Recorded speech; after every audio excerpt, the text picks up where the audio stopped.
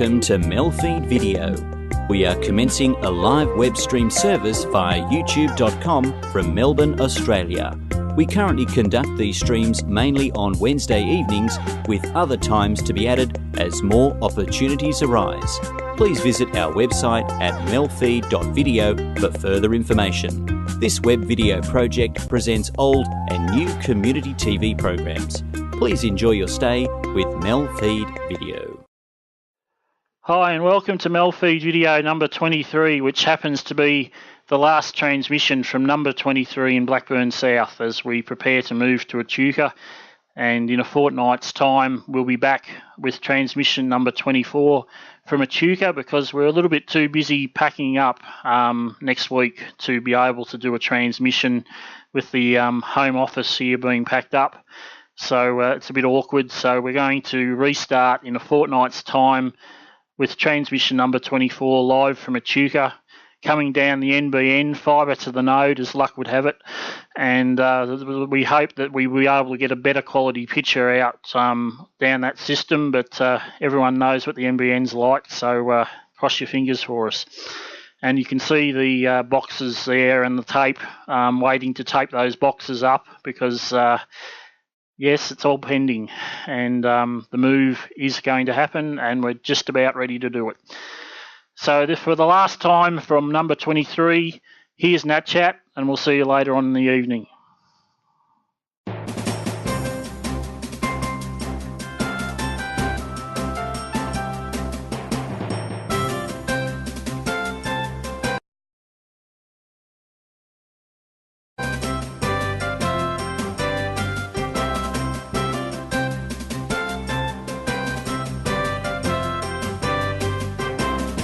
Hello and welcome to NAT Chat. My name is Paul Spanos, and today with us we have Maxid, and Maxid, she is an asylum seeker. Something that in Australia land we do talk a lot about asylum seekers. And welcome to our program. Thank you for having me.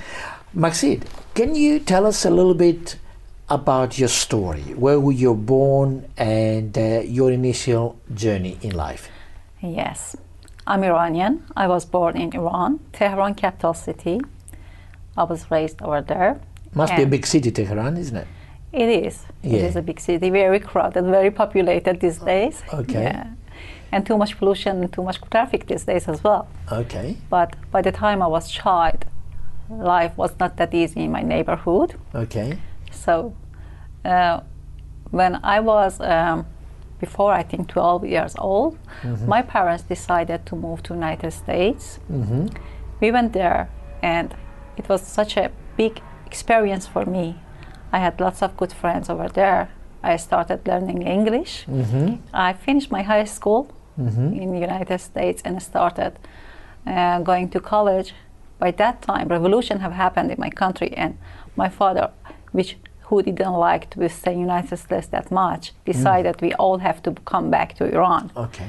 In what status you went to United States? Was it as a part of, as a migrant you went to United States? Yeah. As a migrant, okay. But we didn't stay there. We didn't stay there. Yeah. We were applied for having green card and staying there as a migrant, but we didn't finish it because my father wanted to come back. He was insisting too much. And because after the revolution, he said everything is okay. We can go back to our own country and continue the life over there.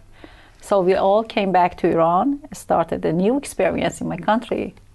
After a while, I got married and started a new journey and continued my life as a translator, business translator, and also translating books and articles in Iran. Okay. And how early did you discover that you like doing this job? Because you told me that you like it. Yeah, I always liked writing, even when I was a kid. I used to write for myself. So when I learned English, I found out that it's a good job to follow because you have to make somehow these two languages coming along together. So when you have ability to write, you can be a translator too. Yes. Yeah. So you saw it from the practical point of view as well as you liked it as well. Yeah. Okay. And how was it as a job? Was it a good job? It was a good job in Iran, very respectful job in Iran. Okay. And were you successful in this? Yes, because I liked it so much. Okay. And what trigger in your mind in Tehran for you to change the course of life and to become an asylum seeker? Well, as I told you, I had a good job, so I should continue living over there. Yes. But it was not only about job.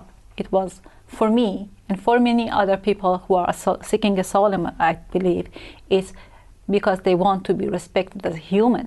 It's not everything about money. It's not about everything about financial situation. Because in my situation, my job was a high-paid job. Okay. But you are not treated as a human being because somebody else wants to control your minds and control your behavior and everything. And I think this is a correct thing. As long as you are not harming anyone, whatever you have in your mind, you are free to have it. Yes, yes. That means it is. See, what you're telling me was not really the financial condition. No. That no, because when you're seeking asylum to some other country, you're fleeing your home, you're leaving your loved one, and you have to leave whatever you have worked so hard to achieve. You have to leave it over there. You cannot take all your money with you. You cannot take your property with you. So you come to some other country empty-handed with nothing. So you still have financial problem too, even more. That's right. Then in this case, you discovering that freedom was far more important than financial comforts in life, isn't it? And above freedom, being treated as a human, being free to express yourself and your mind, because when you're not harming anybody, what is bad about what you have in mind? What is bad about whatever you believe? Everybody is free to have any kind of belief they have, as long as they're not harming anybody else. And what was the event that made you feel back in Iran that your freedom was at stake and it was threatened? Well, in my case, because I used to write and I used to translate, so initially it came back to writing. Yes. Whatever I wrote, 3 times it happened to me. The first time I said, okay, I get along with it. The second time, similar to that. And the third time, it was translating 700 pages, which some other writer had wrote it, and just translated whatever she wrote. Yes. So, and they told me from 700 pages, I can only publish 300 pages, which is impossible.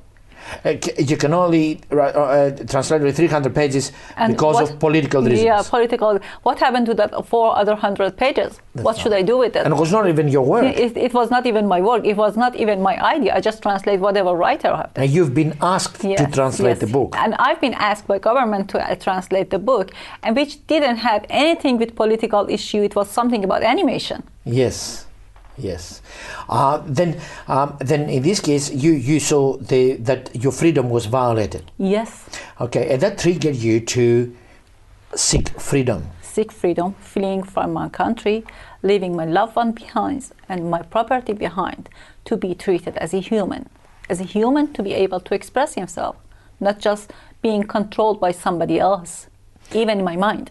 Being in the United States, what triggered Australia into your mind? I didn't have any idea I'm going to end up in Australia. Oh, you didn't even know? I didn't even know.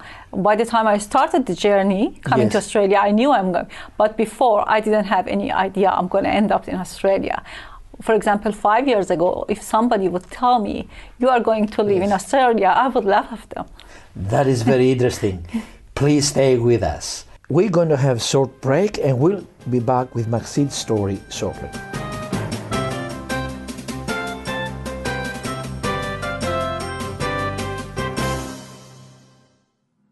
Transports of Distant Delight is a mixed selection of transportation pictures from here and there and almost everywhere, but not quite. Some quirky, some mundane, some from the past, perhaps reflecting a transit system that has vanished into history, and some from thriving transport entities that continue to endure despite the constant pressures from the all-pervasive motorcar. Enjoy.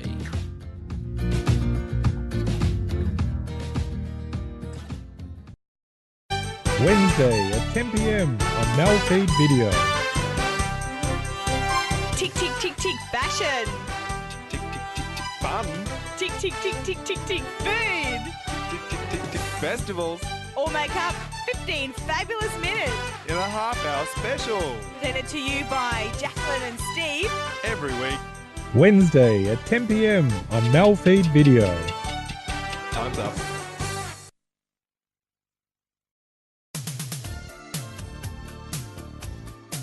Hi, I'm Darren McElwain from AirFM Drive. You can tune into my show from 3 to 6 p.m. on 88.0 in Penrith and also on tunein.com. And apparently, we don't throw rocks. AirFM Drive.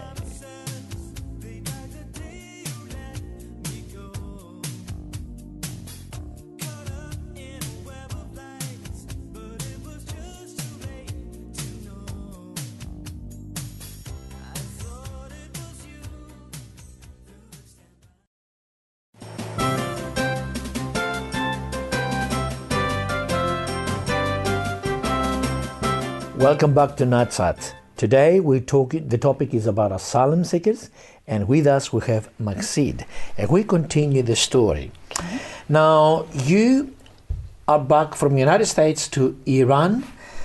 You are a translator, and you made a decision to come to Australia. Yes. Tell us about that journey. How did it started and you end up in Australia? Well, as soon as I made my decision, I informed my husband, which didn't believe me. Okay. I didn't get any contact with any person when I was in Iran because it was too dangerous. Mm-hmm. Telephone, even private telephones, are under control.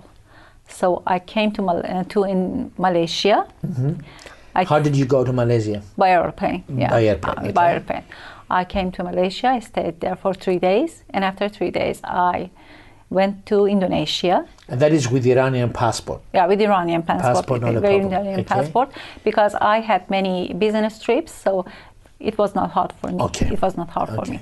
So in Malaysia, I got in touch with people smugglers, mm-hmm. and there were a few of them. Some of in Malaysia or in Indonesia? In Indonesia. In Indonesia. In Indonesia. Some of my friends gave them number of few people smugglers in Indonesia, mm-hmm. and I got in touch, and among them I chose one of them. Mm-hmm. I did the journey through him, mm-hmm. and it was some journey. Okay. Very, very, very difficult journey. Okay, from the time that you have left Iran mm-hmm. till the time you arrived in Australia, how long was that? It was more than 1 month. Was more than one month. Yeah. Okay, and from and how long have you stayed in Malaysia? In Malaysia, 3 days. 3 days. 3 days. And in Indonesia? A little bit more than 3 weeks. Okay, that means it took you 3 weeks process 3 weeks. of. How did you feel in Indonesia talking and dealing with people smugglers? It was really hard for me. I was scared of this kind of people. Okay. When it comes to the name of a smuggler, you're always scared, yes. especially when you have an ordinary life. That's you right. don't have this kind of, if you say exciting, to me it's not exciting. Okay. If you have ordinary life, it's very hard to get in touch with someone which is well known as a smuggler. Mm. It was very hard for me. Yeah. Did you trust them? I had to. You had to? I had to. By force, but by force. Did you really trust them inside? No. That means you trust the person and at the same time you sustain fear in Yeah, him. I didn't have any other choice. Okay. I had to trust the person that I didn't trust at all. Okay. And how many of you were in the boat? 81 people. 81 people in one fishing boat. And were they able to hide 81 people? No. Very, very small places spaces to sit, even to sit. Okay, that means on the boat. Okay, on the boat. All right, fine. But in Indonesia, how they can sustain you for 3 weeks without being obvious that you're going? They sent us from capital city Jakarta to some village. Okay. Yeah, we were distributed along this village. I was with 2 other family in this villa. Okay. Yeah. That means that people sort of collaborators, and they know they know that you are an asylum seeker, and so somehow you can say somehow you can say. Yeah. Okay. How were the people in Indonesia? How they treat you there? They were very nice people. They're very nice people. Okay. And then you paid the money and you went on the boat? No, the first day I met the people smuggler, I paid the money the first day. Day one. Okay. And all that 3 weeks, I was in fear that if he gets the money and goes away, I couldn't do anything. That's right. I couldn't do anything. Yes, that's correct. I only had a phone number of him, which was mobile phone number, nothing else. Okay. And then, have they trusted you with the telephone number in your hand? Yeah, I think they did. Yeah, they did. I think they did. Yeah, they didn't have any other option, isn't it? Because they had your money anyway. Yes. They did have your money. Now, going to the boat, tell me how it was, the conditions in the boat. The condition of the boat was terrible. And even the way we made the journey was terrible, because the night I was going to boat with other 80 people, we passed through a jungle in the midnight and got in the boat. It was horrible. We were in the boat for 9 days. 9 days through the whole ocean, and you just see the people and the ocean and the people and the ocean. Every night I was waiting for the morning, and the morning I was waiting for the night. What did you come through your mind? What was through your mind? Every second I was thinking, am I going to die now? Okay. Is this the time I'm going to die now? Am I going to die now? Okay. Did you have any regrets? No. No. No. That means the freedom, sense of freedom was stronger. I didn't have any regret. Well, if I had to come back to Indonesia and make the trip several times, I would do it. It was really hard, but I made up my mind. You were really determined. And what happened? How did you feel when Australia the Navy came and approached you? I saw them as an angels. As an angels? As an angels. I think there were about 6 or 7 soldiers who came to the boat in the final moments, who came to the boat and took us to the Navy. I saw them as angels. Look at that. Yeah. And how long was the trip to Darwin? With Navy? With Yes, Navy? with 2 Navy. days. 2 days. 2 days. But those 2 days was most relaxing time I had all over my life, because I was sure that I'm not going to die. After 9 days in the ocean, I was sure I'm not going to die. What was the condition on the ship? Was it so luxury condition that you felt so comfortable? No, not the luxury condition at all. But I loved it. You loved it. As soon as I arrived to the Navy, we were sitting on the ground. Somehow they didn't have permission to take us in the Navy. They didn't have permission to take us, so we had to sit on the front part of the Navy. Yes. We gave us some blankets, and that was it. Yes. Sometimes it was the blanket was wet. Yes. But I didn't complain at all. I was very happy with that situation. That means the sense of security was much stronger. Security. As soon as I arrived to the Navy, I felt asleep. Okay. We're going to go back to the third segment and talking about in Australia. Okay. What happened. We're going to continue after the break to this interesting story.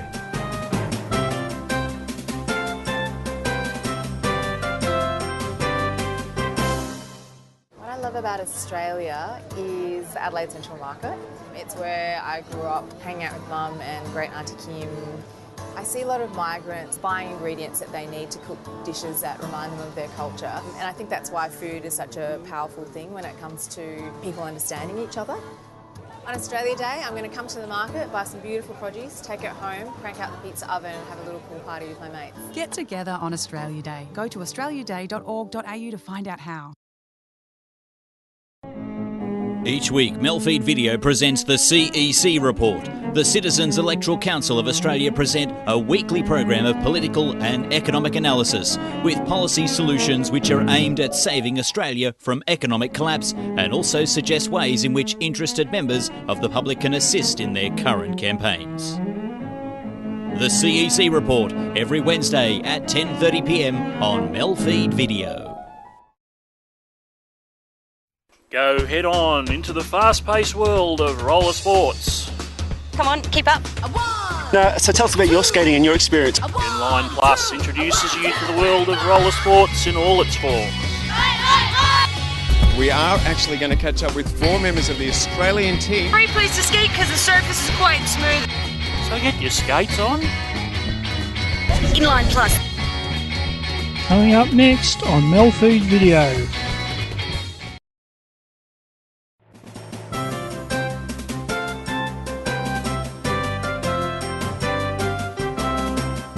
Welcome back to NAT Chat. We continue with Maxid, an asylum seeker, and from Iran to Malaysia, Indonesia, through the boat to Darwin. Darwin. You arrive in Darwin. Yes. What did you do there?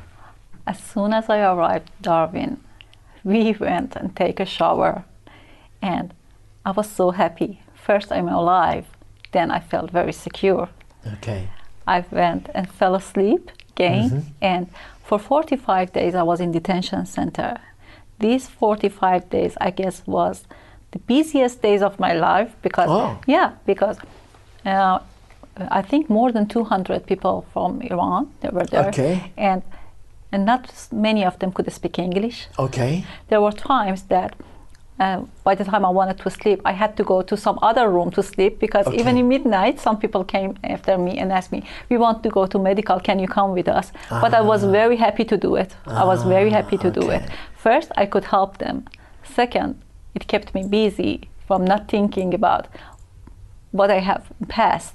And third, give me some experience. And above all, I was happy to helping people from my community as well. Okay. Can I ask you something? When you approach either the Navy ship, Australian Navy and or Darwin, what can you point, what is the thing that made you feel secure? Because I was not going to die. I was so scared. 9 days. Was the physical conditions from the sea to, okay. It was very, as I told you, it was it was very a small fishing boat. We were 81 people, no security at all. Yes, that's right. It was just fishing boat in the ocean. 45 days in Darwin, and then? 45. And then after Darwin, when they told us we are going to be released to the community, I went to Sydney for 1 month because by that time I planned to stay in Sydney. You sustained the Iranian passport? Yes, I still have my Iranian passport. Yeah, I still have it. I went to Sydney. I was planning to live in Sydney. Then I found that Sydney, in my point of view, living in Sydney is very hard for asylum seekers. Okay. So I had some friends in Melbourne. They recommended me to come and live in Melbourne. Okay. Yeah.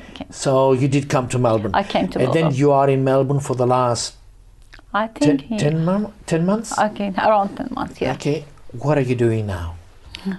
Thank God. God opened the way for me. I'm helping my community. I'm doing volunteering.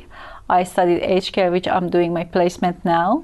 I do collect furniture for asylum seekers. I do plan events for them, and whatever I can do to help them, I do. You said thank God. That means you are a Christian. Yes, I am. What triggered you to Christianity? It refers to many years ago. By that time, I was born Muslim. And I was 6 years old. I was watching a movie. Yes. In this movie, I remember exactly because I was 6 years old, because it was the time before I go to school. Somebody was telling the other person, Jesus has said, if someone hit your face, you should show him the other part of your face. This sentence changed my whole life. Wow. All my life, I loved Jesus because of that sentence, and I had his love. Everything about him was somebody telling. I was following them.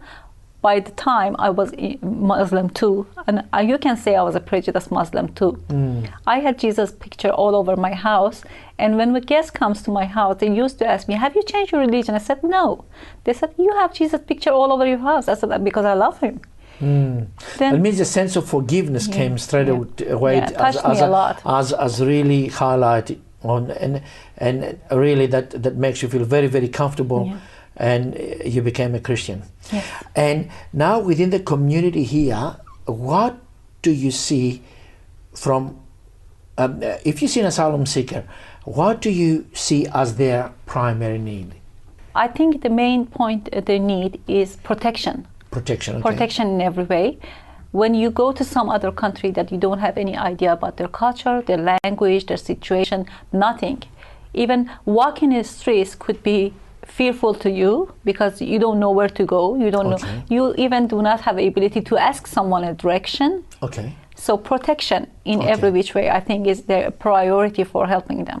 That means they feel insecurities and fears. Make them feel secure. Yeah, that means we need to, Yes. All right. That means from the host country, like Australia, it's making feel they are accepted. They're accepted, that's fine. That means the security and the fears that they've got is because they are in a foreign land. It takes a long time.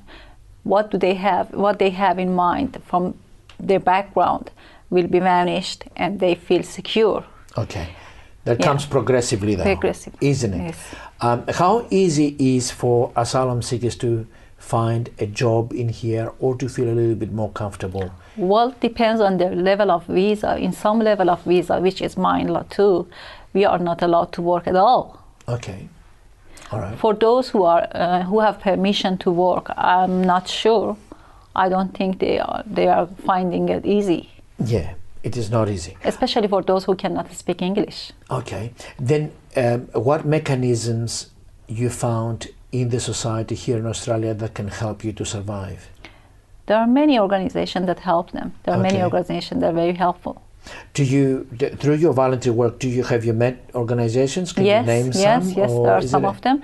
Yeah, I'm working for an intercultural center, which helps them a lot with learning English, which is the first priority for making communication. And this, if they are able to make communication, they can easily remove the other problems step by step.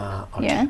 That means that's the best advice we can start off with. Start learning, start communicating with the people. That's it.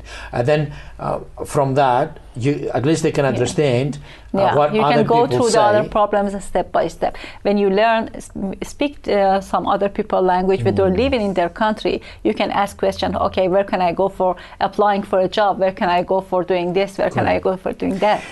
Maxid, I am afraid we ran out of time, and I know your story more, and we had so much time to say so few things only. Thank you for being with us today. Thank you for having me. And give us the glimpse of your journey. And to the NAT Chat viewers, thank you for being with us. We will be back in next week at the same time.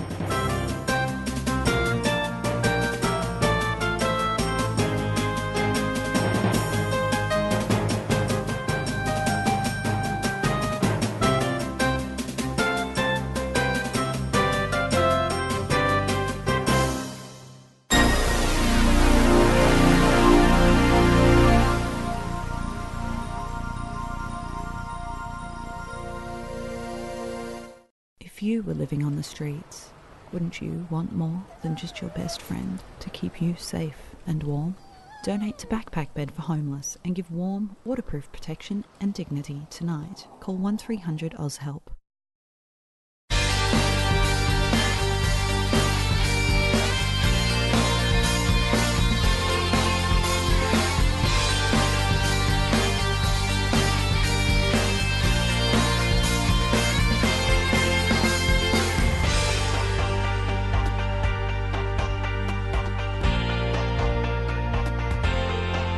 Live stream from Melbourne each week, this is MELfeed.video, a different sort of TV.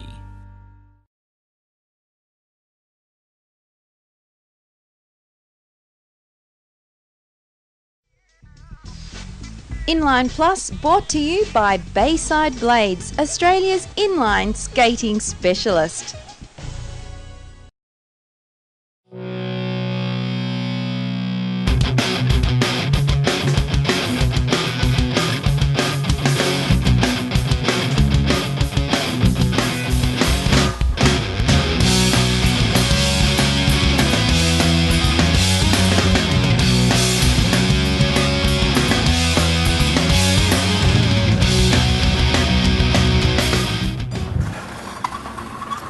Hey everybody, well on today's show we truly cross skate genres. We've got Nikki Staley, holistic counsellor, telling us what's good about skating. Jason Sutcliffe, he's going to head us down to freestyle skating. We've got the roller derby girls tell us all about derby names. And the fastest growing sport in the world, speed inline.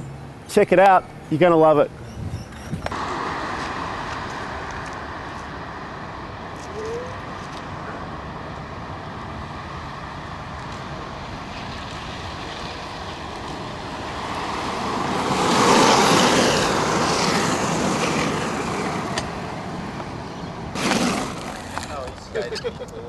Hey everyone, welcome back to Inline Plus.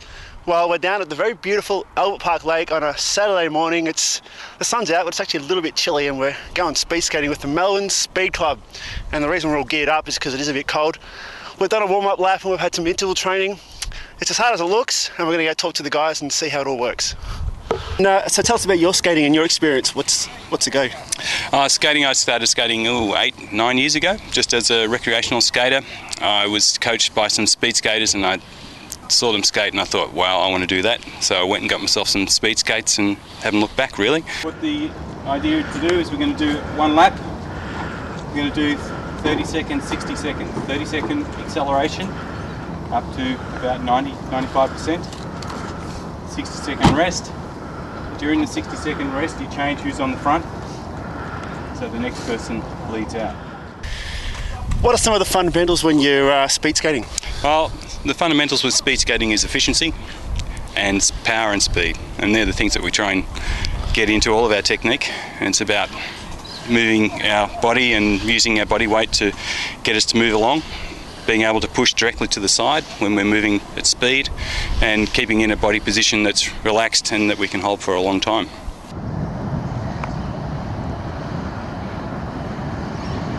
It's just like cycling, you get a large advantage when you're sitting behind other skaters.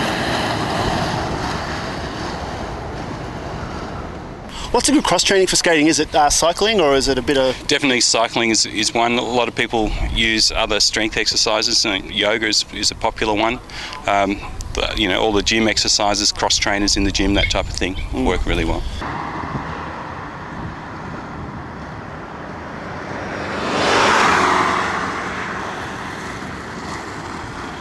These guys compete, so how does that work? Do you skate against other clubs? Or? Definitely, there's a club system in Melbourne, and there's Grand Prix events that happen, which are inter-club events, happen each month at the various rinks and outdoor events as well. Yep. Plus there's the several open events during the year, plus the Victorian Championships and the National Championships. What got you into speed skating, Egor? That's just a fantastic part of my life since I started speed skating about 6 years ago. I skated before, but I got into it seriously. I found a club, Melbourne Speed Club, and it changed my life really. Got into training once a week, then twice a week, 3 times a week, and so on. It's the best sport for aerobic exercise. Low impact on the joints. Fellow my age, you know, has to look out for your body, but we do it. We're a great group of people. I've met a lot of friends through my involvement with the club, and I just love it. And my wife puts up with all the time I devote to it because she likes me better now than she did before. The slim, trim Eagle machine, and his missus is going, oh yeah, that's all good. Bring it on. Well, they're a lot of fun. They're from all different backgrounds and all different ages, and yeah, they're a lot of fun to work with. Everybody's got their own experience to draw from, and a lot of people who've done various things from ice climbing and skiing and all that type of thing come from different backgrounds, and so it's interesting to bring them all together on the discipline of speed skating to get them to do stuff together.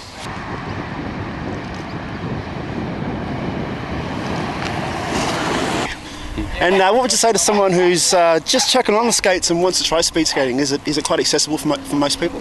Oh, definitely. I think that if anybody wants to come skating, I mean, we have lessons for all level skaters, from novice to advanced, and you know, come on down and put your skates on, and we can get you going fast in a little amount of time, I think. Yeah, well, having just gone around with these guys, it's hard work, but you get a bit of coaching and you soon come up to speed. Maybe not as fast as them straight away, but you soon learn some techniques, and it's all a whole heap of fun and a good way to keep fit. No, you did well. Thanks, Darren. Cheers. So that when we push, traditionally we push to the side, glide, push to the side, glide on the rolling foot. With double push technique, we push to the side, do a recovery, and with this foot that has landed, we keep our hips moving that way, do an extension, and push on the outside edge on the recovery foot to cut an arc before it comes back out to do an outside push. It's a social group as well as a fun group, so and we're a good team, and we all are positive about each other, and no one puts another down in their skating ability, so it's very friendly fun. Okay, well that was speed skating. We just did a few laps around the lake. We had the warm-up lap and some interval laps, and the old back's a bit sore and the muscles are tired and achy, and now these guys are off for a coffee, so that sounds like a bloody good plan if you ask me. Catch you soon. Yeah.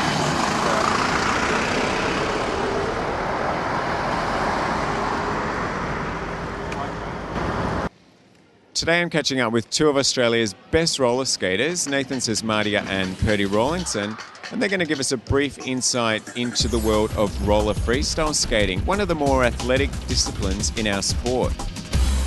So Purdy, what is freestyle roller skating? Freestyle skating is when you do jumps and spins and footwork in a routine, and then you get scored by judges at a competition. And what do the judges look for? They look for how well you've done the jumps and spins and footwork. Like if you fall over, you get marks taken off. What's the actual score out of? Scores out of 10. So you guys ever got a 9? Not yet, but hopefully soon.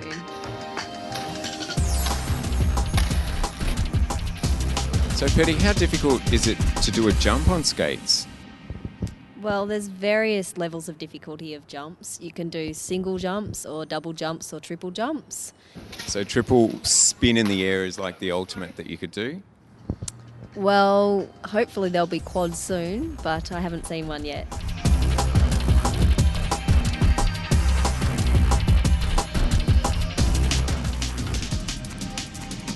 So Purdy, you've been skating for a few years now. How did you actually get involved in the sport? I did brownies when I was little, and there was a brownies skating badge, so we all went to the Learn to Skate class, and I just kept going from there. When you're working with the youngsters, how long does it actually take for them to develop the basic skills? Usually kids pick it up really quickly, and they'll be going around the rink all by themselves in no time. What would be the most simple manoeuvre that they would learn first? Most kids love doing something which is called shoot the duck.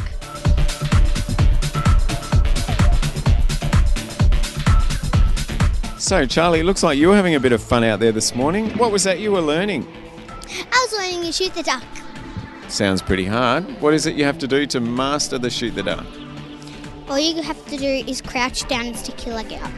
Oh, that sounds pretty easy. What about you, Brooke? What's your favourite thing to do? A coffin. A coffin? And how do you do a coffin? You just crouch down, then you put your head to the side and then stick your leg out to the left. That sounds really hard. Is that your favourite thing to do too? No, my favourite thing is a billman. What's a billman, Charlie? A billman's a trick where you have to put your leg over your head and grab it. Boys can't do that, can they? Yes. Contortionist. And what is it that you love about skating? I like mastering new tricks. I really love the falling. Just being able to do something that I wasn't previously able to do. Like the falling over on the concrete? Yeah, it's a lot of fun. And doing well in competitions. And have you had any injuries? No, not really. Just a lot of bruises. I have a hole in my pants. From falling over? Yes, I fell over just this morning. It must take a lot of dedication and time. Do you have much time to do other things in life outside of the skating, or you just find yourself at the rink constantly? You do have to make sacrifices when you really want to skate, but yeah, I find the time to go out and do other things as well.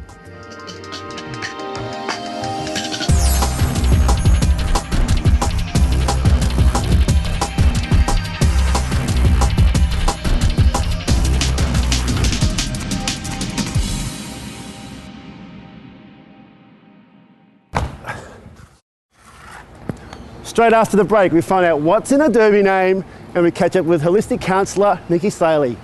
You're watching Inline Plus. Well, the difference is when I put on my skates, I turn nasty. Says to me, you are not the lead jammer, so that both jammers need to have interaction with their ref.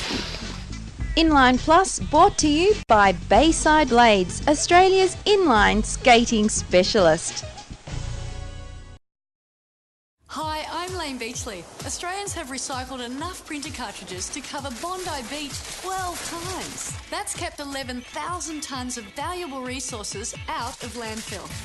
Drop your used original cartridges into the special boxes at participating retail outlets, and they'll be turned into new products from pens to road surfaces. Help us keep up the good work. Find out more at cartridges.planetarc.org. Behind your favourite team, there's another team. At all levels, in all codes, sports trainers are working to make sport safer. Sports trainers learn injury prevention techniques from doctors and other health professionals so they can provide the right first aid when the going gets tough. If your team could do with a sports trainer, maybe it's time you got a little closer to the action. Find out how you can become a sports trainer. Sports Medicine Australia, providing the team behind the team.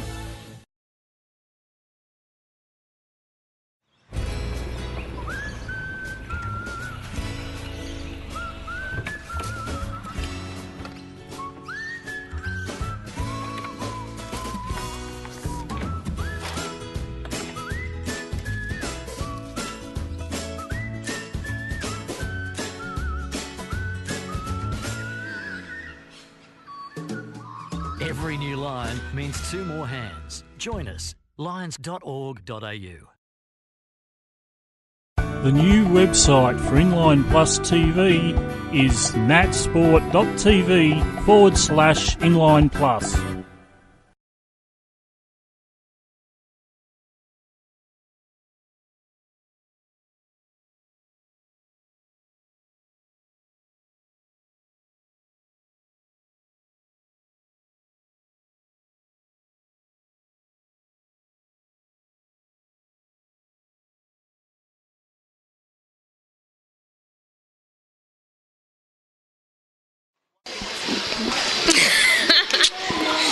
So it's Barrelhouse Bessie here at the Royal Adelaide Showgrounds talking to Georgina, who's actually known as Violent Crumble. Now, Violent Crumble, what made you choose that name for your alter ego? It was actually a vote amongst work colleagues. We had a number of different names, and the whole office voted on my name. We like Violent Crumble. Yeah. We're happy with Violent Crumble. Violent Crumble, what is the most exciting thing about being part of roller derby for you? Roller derby's become my whole life. I'm all about roller derby. I've never found a sport that is good for me before. I hate netball, I hate the whistling and the chubby girl stepping on your toe, and everyone all the rules about the lines, about where you're meant to stand. But derby's the best sport ever. Yeah, that's great. Now, what's the difference between George and Violent Crumble? Well, the difference is when I put on my skates, I turn nasty. Says to me, you are not the lead jammer, so that both jammers need to have interaction with their ref. In Melbourne, they got in our face and said, you're the lead jammer. Yeah, like that. we will, but you'll have to see the others.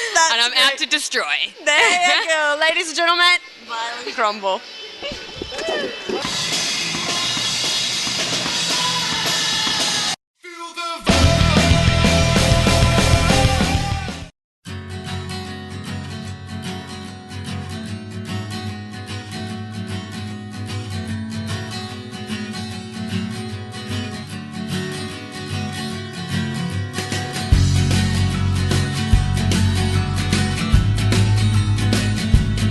I'm Nikki Staley, and I've been skating for 30 odd years now.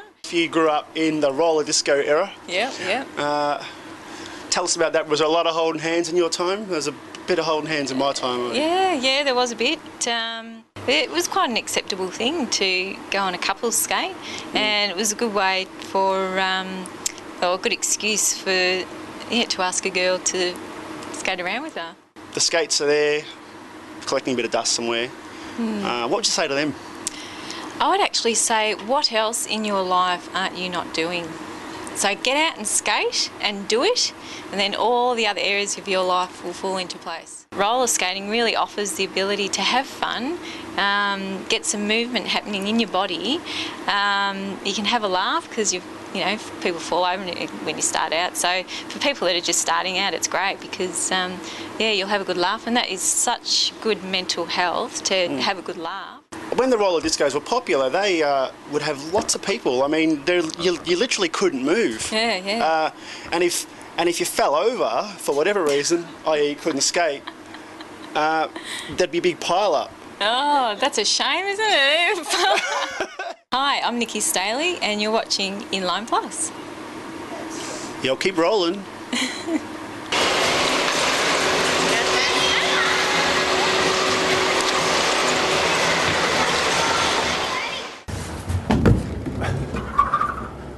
The other good way to commute, I guess. Next week, Adelaide Roller Derby skills training for the Skate of Origin. Jason Sutcliffe's got more adventures. We play inline hockey with a bunch of little 8 to 10-year-olds. They're a whole stack of fun. And there's heaps more. I'll see you next week. Thanks for watching. Bye for now.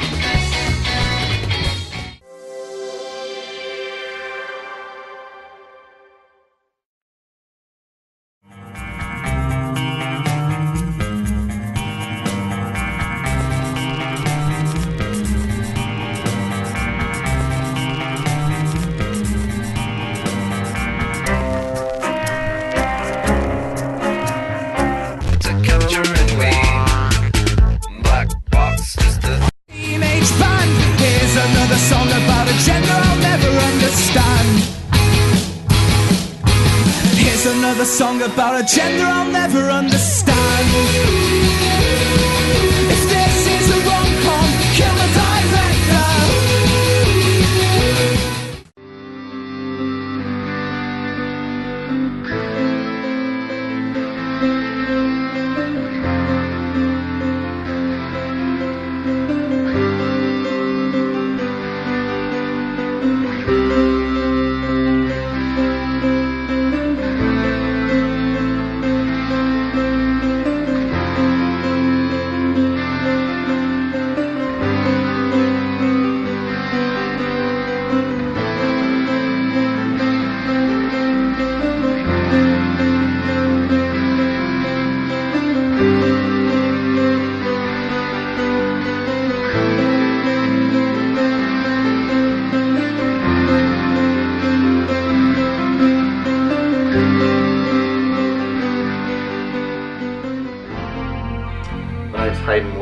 I've been skating for on and off about 12 years. I'm 23 now, almost 24. Yeah, nothing stacks up like rollerblading, it's just in my blood. It's sort of a sport where there's a limited time frame where you can be good at it and progress. Like when you're young, you're sort of growing up, getting better and better and better. And when you get to your late teens, that's sort of where you can peak. And you can only do it hard like rails and ledges and go big for 5 or 6 years. So you don't see like 40-year-old dudes rollerblading on handrails and stuff like that. Whereas there's a lot of sports that you can just keep doing, like skateboarding. You see guys who are like 30 just hacking around the bowls and stuff. With majority of the big tricks I've done. To capture and win, black box just to... Inline Plus brought to you by Bayside Blades, Australia's inline skating specialist. You're there when they can't sleep. You're there when they forget. But who's there when they're at school? Asthma can be serious. It affects 1 in 10 Australians and claims 400 lives each year. Does anyone at your school know what to do in an asthma emergency? Log on to asthmafriendlyschools.org.au and find out if your school is asthma friendly. Shouldn't every school be asthma friendly? If a man's home is his castle, his shed is his kingdom. It's a place men can hang out with a few mates, build a few things, even if you haven't before, and give back to the community. No man should be without a shed. The Australian Men's Shed Association is working to provide a shed for all Australian men, and they have over 400 already. Visit your local shed, build your community, and make a difference. Find a shed near you. It's time to give back.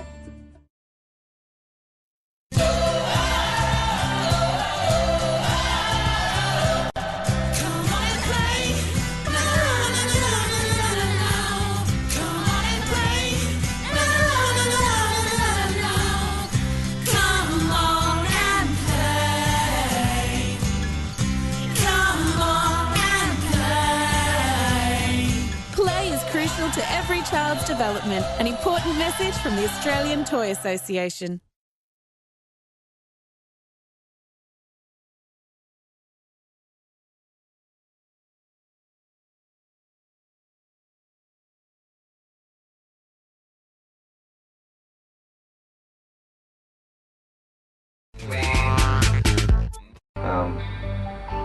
Before I've done them, I definitely haven't thought I could die. I wouldn't try them if I thought that. But when I look back and watch the footage, 6 months later or whatever, I think, the smallest mistake in trying that, I could have seriously injured myself, definitely. There's probably been three tricks, MCG, Fed Square, and the Higgs Top Gun Jollymont ledge, and I was trying this gap over a walkway to a ledge, and I fell, and luckily I flipped over and landed on my butt instead of on my head, but yeah, easily could have died. Why do it? It's an unconscious thing. It's seriously, I've learnt so much from skating. It's like just love, basically. I love it. I can't go more than a fortnight without skating, even just putting them on and rolling around. Just that feeling you get, it's an addiction, I think. I don't think rollerblading's dying as a whole. I think there is parts of it that are lagging, like money and interest. I guess it's not known what we do. Like a lot of people perceive it as something different, but the people who are in it are still 100% passionate about it, and there's not that many people stopping skating. So I don't think it's dying. I think it's just mellowed out. We're not growing as such. In terms of X Games, I think rollerblading, we got in too hard too early in terms of us showing what we can do. From what I know, we were part of starting X Games, but I'm not sure if that's extreme fact. I guess it is, but yeah, I think rollerblading. I mean, we should get the opportunity to be back as part of the X Games. I don't know why we got kicked out. I mean, rollerblading is an extreme sport in basic terms, but yeah, I don't think we're right for it. When we started, too soon, I think. So many sports like skateboarding, football, basketball, they have clinics and stuff like that, and rollerblading just sort of sits there in the sidelines, and you get kids. I think people that start rollerblading are the kids that accidentally find it. So I think it just needs more exposure to the younger generation so they can see what's out there.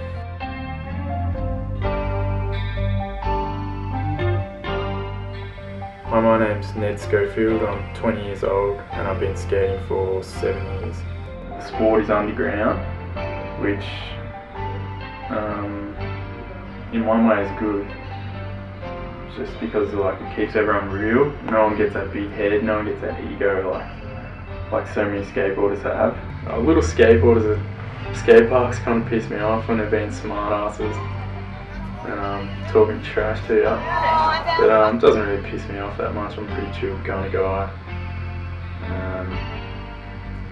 Definitely pisses some people off a lot though, I know that. What can we do to make that community bigger is just pretty much tell everyone what we do, show everyone.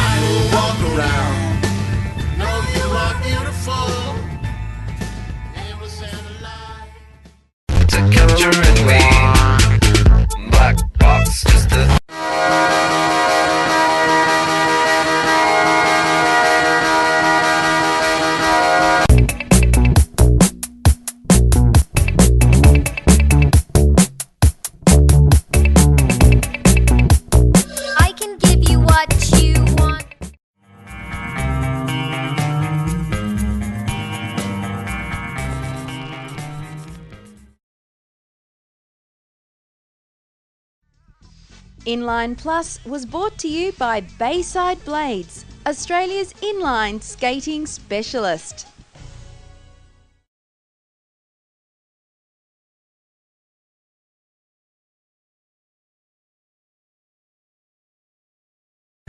Now it's time for a quick reminder of programs coming up tonight on MELfeed.video, so please stay with us.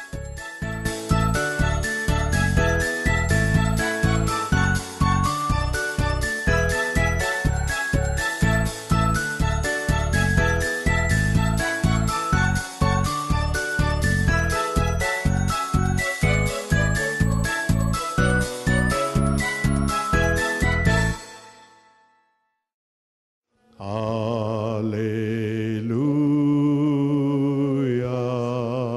Om Mani Padme Om. Allah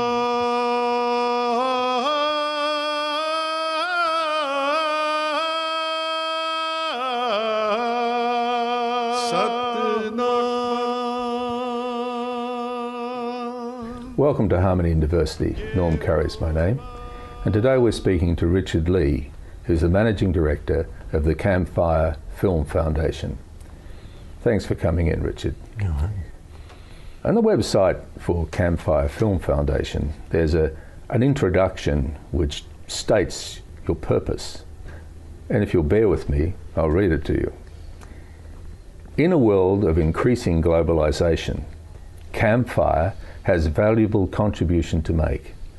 As people of different belief systems come into contact, a common reaction to these differences is tribalism and fear. Tolerance can only be achieved through understanding both one's own beliefs and the beliefs of others. That's quite an inspirational statement. And what I'd like to explore in the first instance is your faith background, which sits behind it. What foundation does that sit on? It's a big base, I think, and it's a base that's at times far beneath the surface, but it's always there, and it's the passion that drives me, and it's what was the inspiration at the very start back in 2006. When I had this moment of, yes, that's what I've got to do with my life. So I guess the simplest way of introducing that is to say that I'm a Christian. And I like to get that up front and kind of out of the way as quick as possible, because that can put people off or invite people in, but at least we've kind of got the ground covered. Yes. That's what it is. But there's a big discussion to be had about what does being a Christian mean, and what is that for me. So I don't know where you want to go, but perhaps you can ask. From the start. From the start. From your first evolution of your Christianity in a family context, no doubt. How did it all pan out when you were a child? Yeah, well, I grew up, I have one of the classic sort of Christian testimonies, if you like, and it would always started with, I grew up in a Christian home, and I did, and I think probably the biggest influence, obviously, is your parents, but there was also my sister, who was 5 years older, so I kind of had three parents in a way, and all of them had a faith that was very connected to the real world. It wasn't something I just talked about or, blabbed on about or mentioned on a Sunday. It was something that I could see they really believed in and worked through in their weeks as they were beyond church and that kind of thing. So it was there right from the start. I was also involved as a boy growing up through an organisation called the Boys Brigade. And that's it was one of the forerunners of the Scout movement, but it still today has a very Christian focus, whereas the Scouts sort of left that spiritual side of it. The Boys Brigade maintained that, and went along to camps and committed my life to Christ and all that sort of thing when I was about 7 or 8, or did that in a sort of a fairly public way, and going through my teens. There were, I got baptised, so I grew up in a Baptist church, and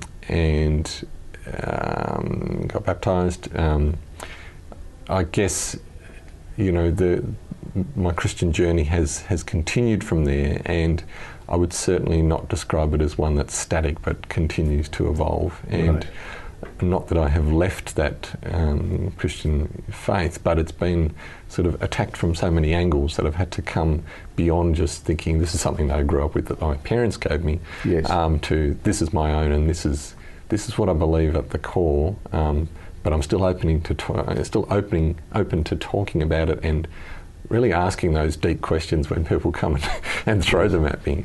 So it's not a closed book at all, but it's something that continues to evolve. Just going back to the Boys Brigade, what did that look like? How did you relate to that?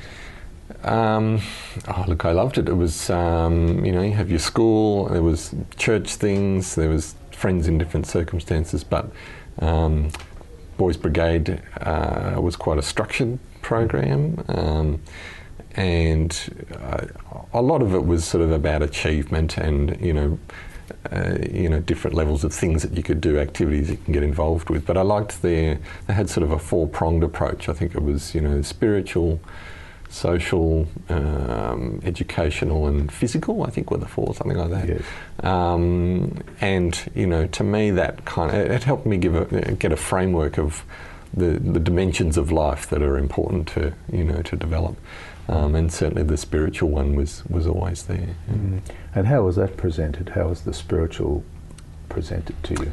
Look, in a fairly conventional way that you'd expect, like a Christian Sunday school sort of approach. There's Bible teaching and, basic Protestant faith explanation and discussions. So, yeah. And did you make lifelong friends from that base? Yeah, lifelong. Yeah, probably did actually. I'm not sure who I still keep up with, but they're there and they're still people that I'd call friends. And the purpose of that question was just to see whether there was an ongoing influence, whether you felt that actually those camps laid a foundation which you continue to operate from. Yeah, certainly. I probably. I think the leader of the Boys Brigade company that I was involved with at the time was always disappointed that I never came back in my 20s. I sort of moved up and became a leader in the organisation in my late teens, and but then I left. I had this sort of big year where I travelled and I did these sort of things, and I always said that I'd come back, but I never did.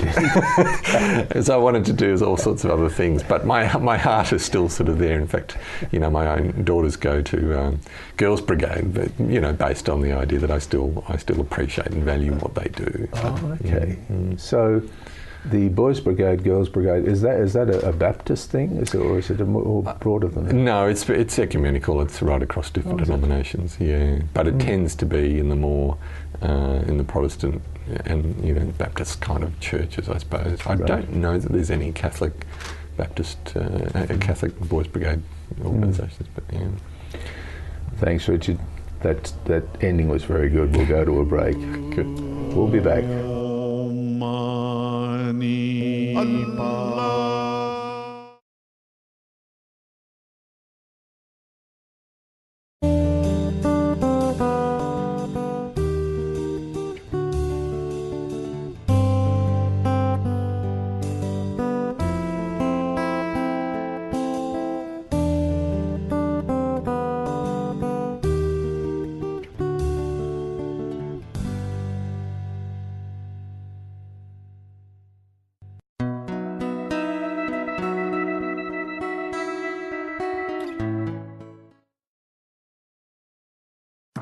Here is some brilliant news for adults who have difficulties with spelling, reading a newspaper or phone bill, or writing letters and emails. It can be easier to improve your reading and writing skills than to keep putting it off. Take the plunge. Call the Reading Writing Hotline, 1300 655 1300 655 It could change your life. Classifications let you know about the content of movies and computer games, so you can make informed choices. G tells you the content is suitable for general viewing and playing. PG means parental guidance is recommended, and the content may not be suitable for younger children. M says it's recommended for mature audiences over 15. MA15 Plus indicates that legal restrictions apply and the material is not suitable for those under 15. R18 Plus is restricted to 18 years and above. You can also find useful consumer advice next to the classification. Look out for these symbols on games, DVDs, advertising posters and movies. Please use these classifications to help you choose with confidence.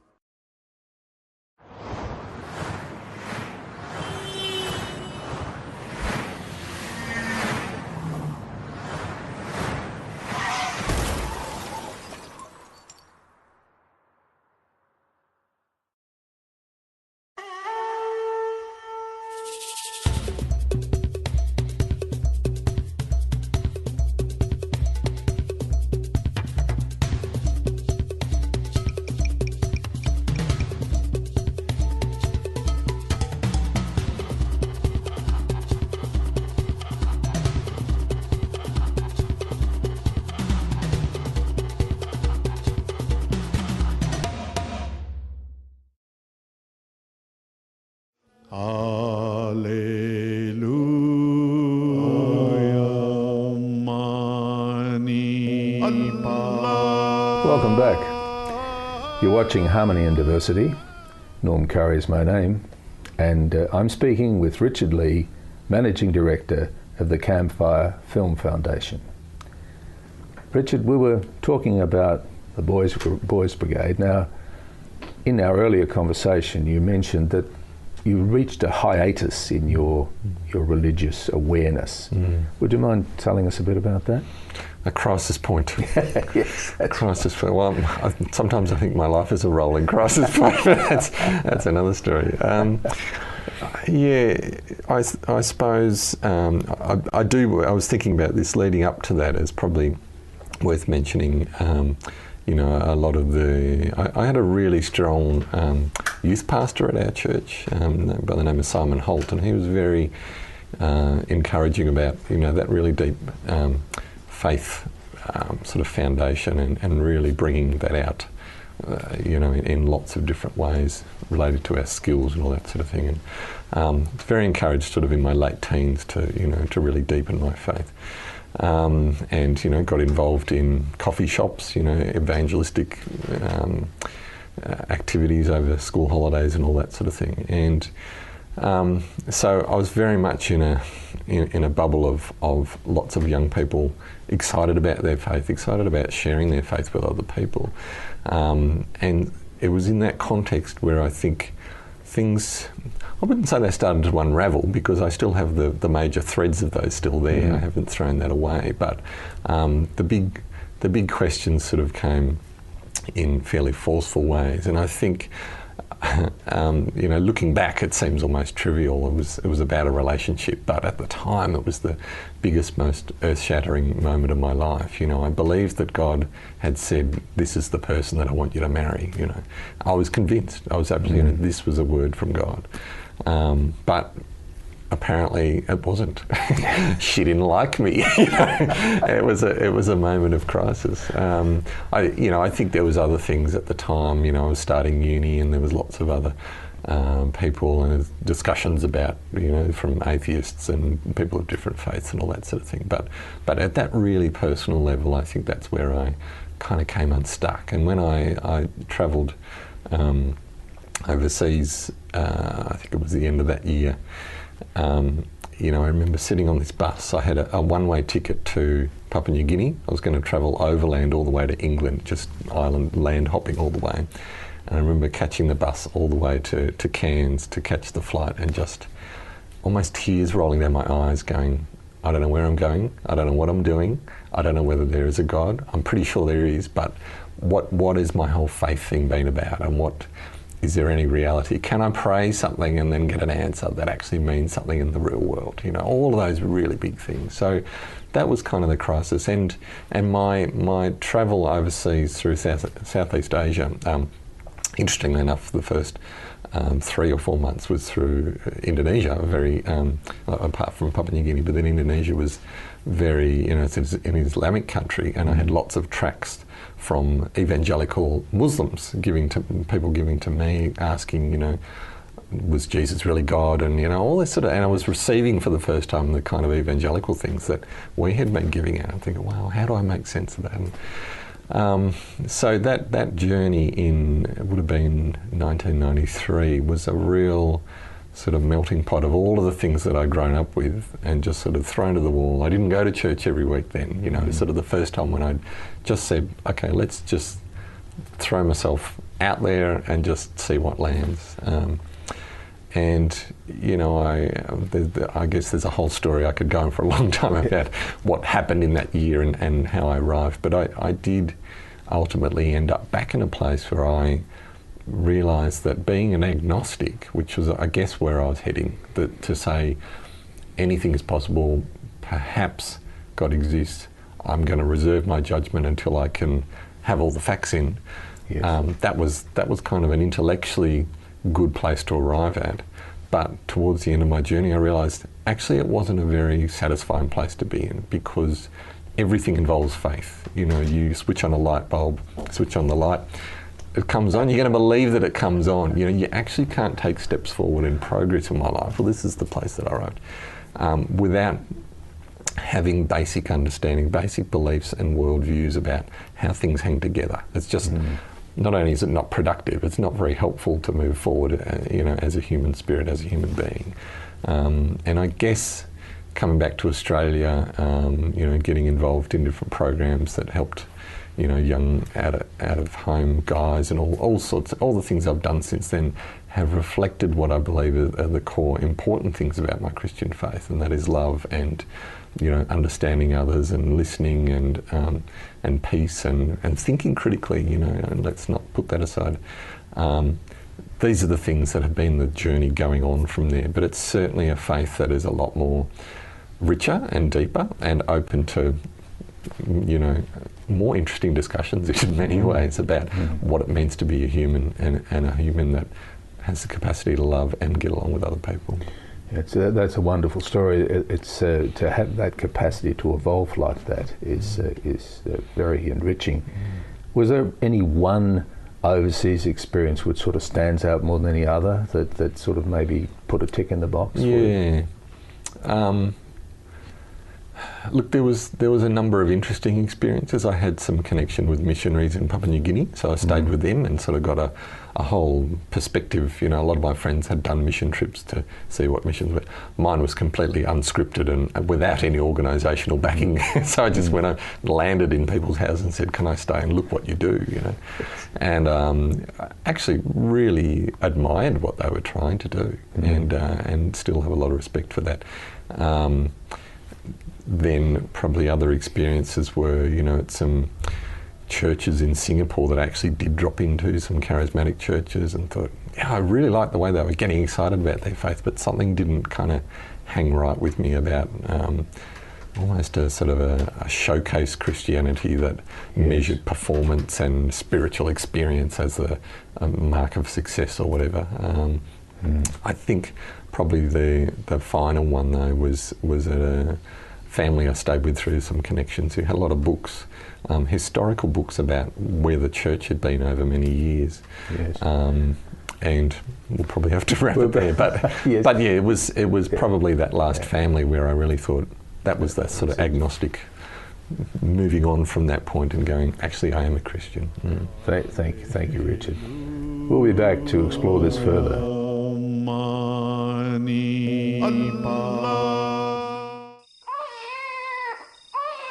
Little baby, don't you cry. Daddy's gonna sing you a lullaby.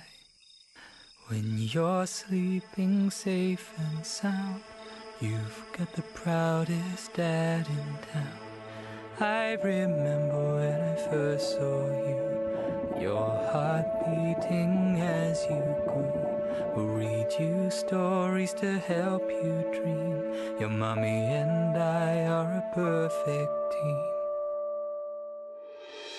I can't wait to hear you sing or watch as you put on a wedding ring. One day you'll have children too. Remember the times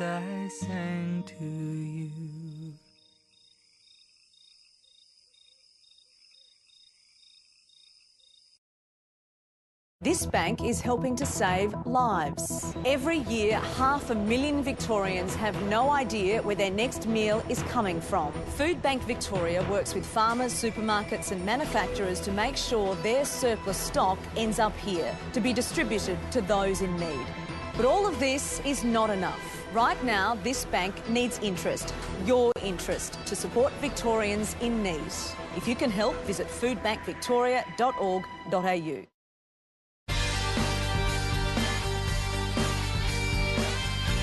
Here are the current weather readings for Melbourne, Geelong, Ballarat, Shepparton, Bendigo and Echuca on the MELfeed video weather wall. It also includes tomorrow's forecast and expected minimum temperatures in these areas overnight. This is the MELfeed video weather wall on a different sort of TV. MELfeed Video.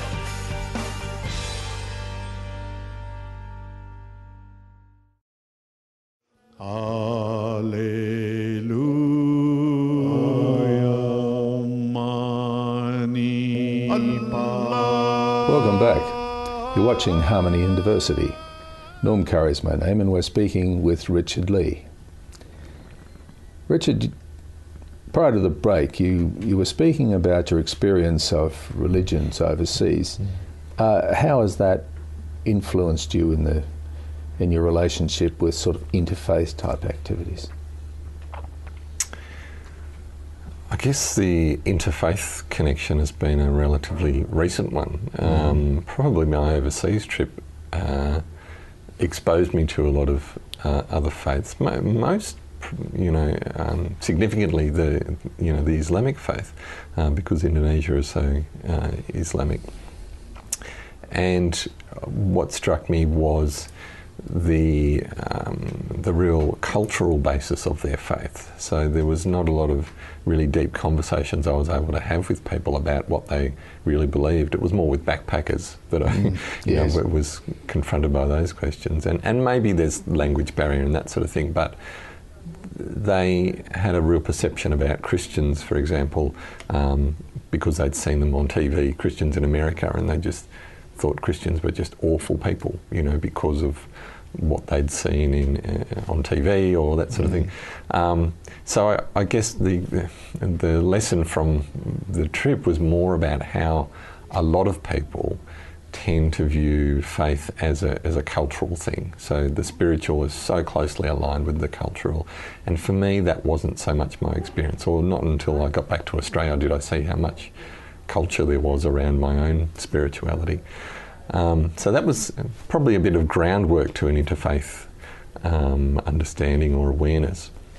But my sort of entree into the interfaith scene was really not until about 2006, when I met a guy by the name of Sandy Kuripides, who you might have interviewed or at least met, who asked me to come along and to film the Interfaith Festival down at the Mornington Peninsula Interfaith Festival. Back in 2007, I think it was, and that was a fascinating experience. I had friends that were Buddhists and atheists and Muslims, that sort of thing, but I'd never seen them all come together in one place. And that was kind of a little bit daunting and a little bit unusual, to say the least, when I first saw it. And what did that say to you when you saw that happening? I guess, look, it was fascinating. I wouldn't quite go to say that it was inspiring, because there was some aspects of it that I thought, I'm not sure how this really works. I'm not sure that it's comfortable for everyone. But to me, that's also part of the secret of it. I don't think anyone is entirely comfortable in an interfaith setting, unless you're a, whatever labels you want to use, pantheist, or where you see everyone is just got to agree on everything. I think for everyone though, there is this basic kind of I wonder what they really think, or I wonder what they're not saying, or that sort of thing. But to me, that is part of the secret of the success of interfaith, in that you should be able to get together and you should be prepared that, okay, we want to be peaceable, we're peace-loving people, But there's going to be moments where we're not going to agree. How are we going to get over that, and how are we going to deal with that? And I think that's where I really get excited about what Interfaith does. Yes, your observations are very cogent indeed, and that, in my experience, is the same. How did it mould your Christian perspective after this 2006? Has there been a change since then? Possibly. I'd like to go back to another step, because it's and it's more about how Campfire came about, I think. And there's an experience that really arrived at kind of a second crisis and led to a more interfaith understanding of spirituality in the world. I went to film school in 2007 at the College of the Arts, and one of the things that we talked about a lot at film school was, different worldviews. It was documentary filmmaking, so we're often exposed to films from all sorts of different viewpoints. One of the recurring themes was how bad Christians were, and how the kind of terrible things that Christians had done, either in other cultures or around the world in different times through history.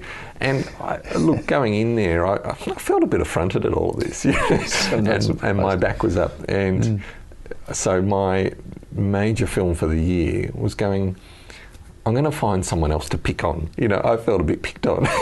and I was introduced to this Jewish woman through a friend who was into something called synchronicity high-tech meditation.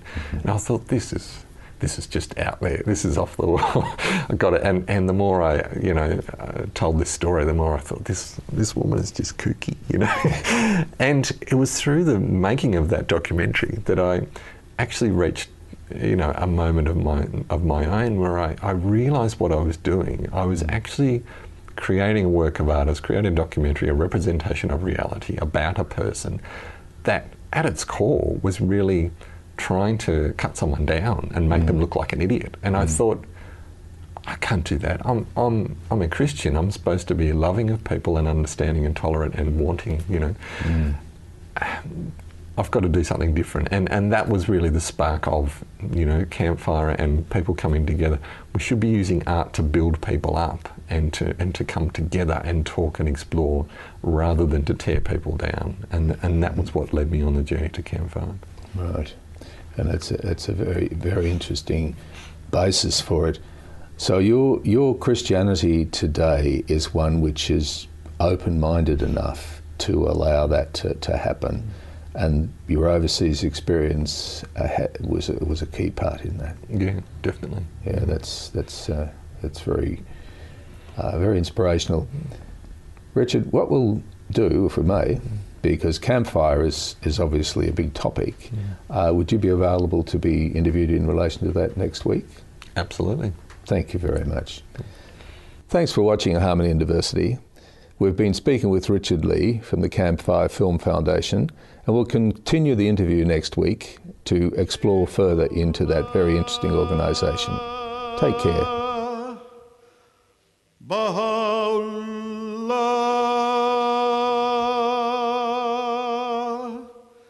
Shanti Om,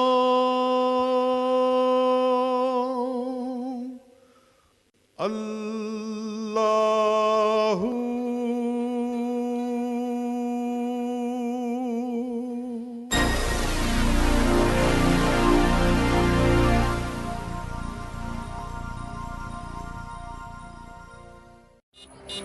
Imagine not seeing the world you live in. Macular disease is Australia's leading cause of blindness. Donate now to Macular Disease Foundation Australia. Call 1800 111 709 or visit mdfoundation.com.au.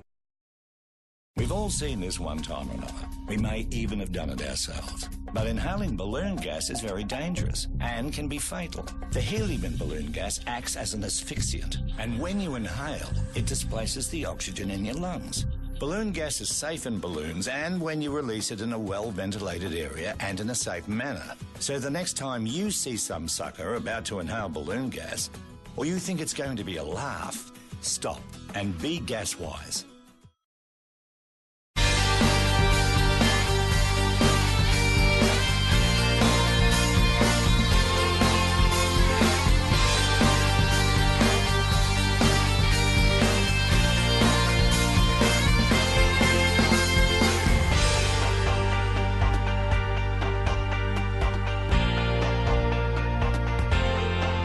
Live stream from Melbourne each week, this is MELfeed.video, a different sort of TV.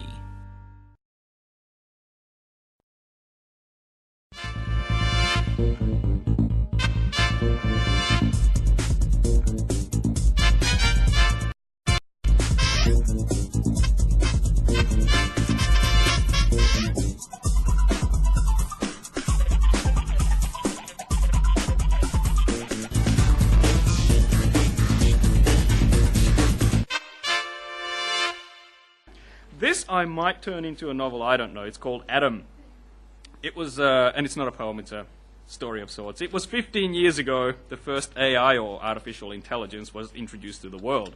The pride and joy of NASA, it was revealed as a very expensive computer monitor with a pinkish human face displayed upon it, one that could talk to us with the voice of a middle-aged man, solve problems, and think like us humans. They named it Adam.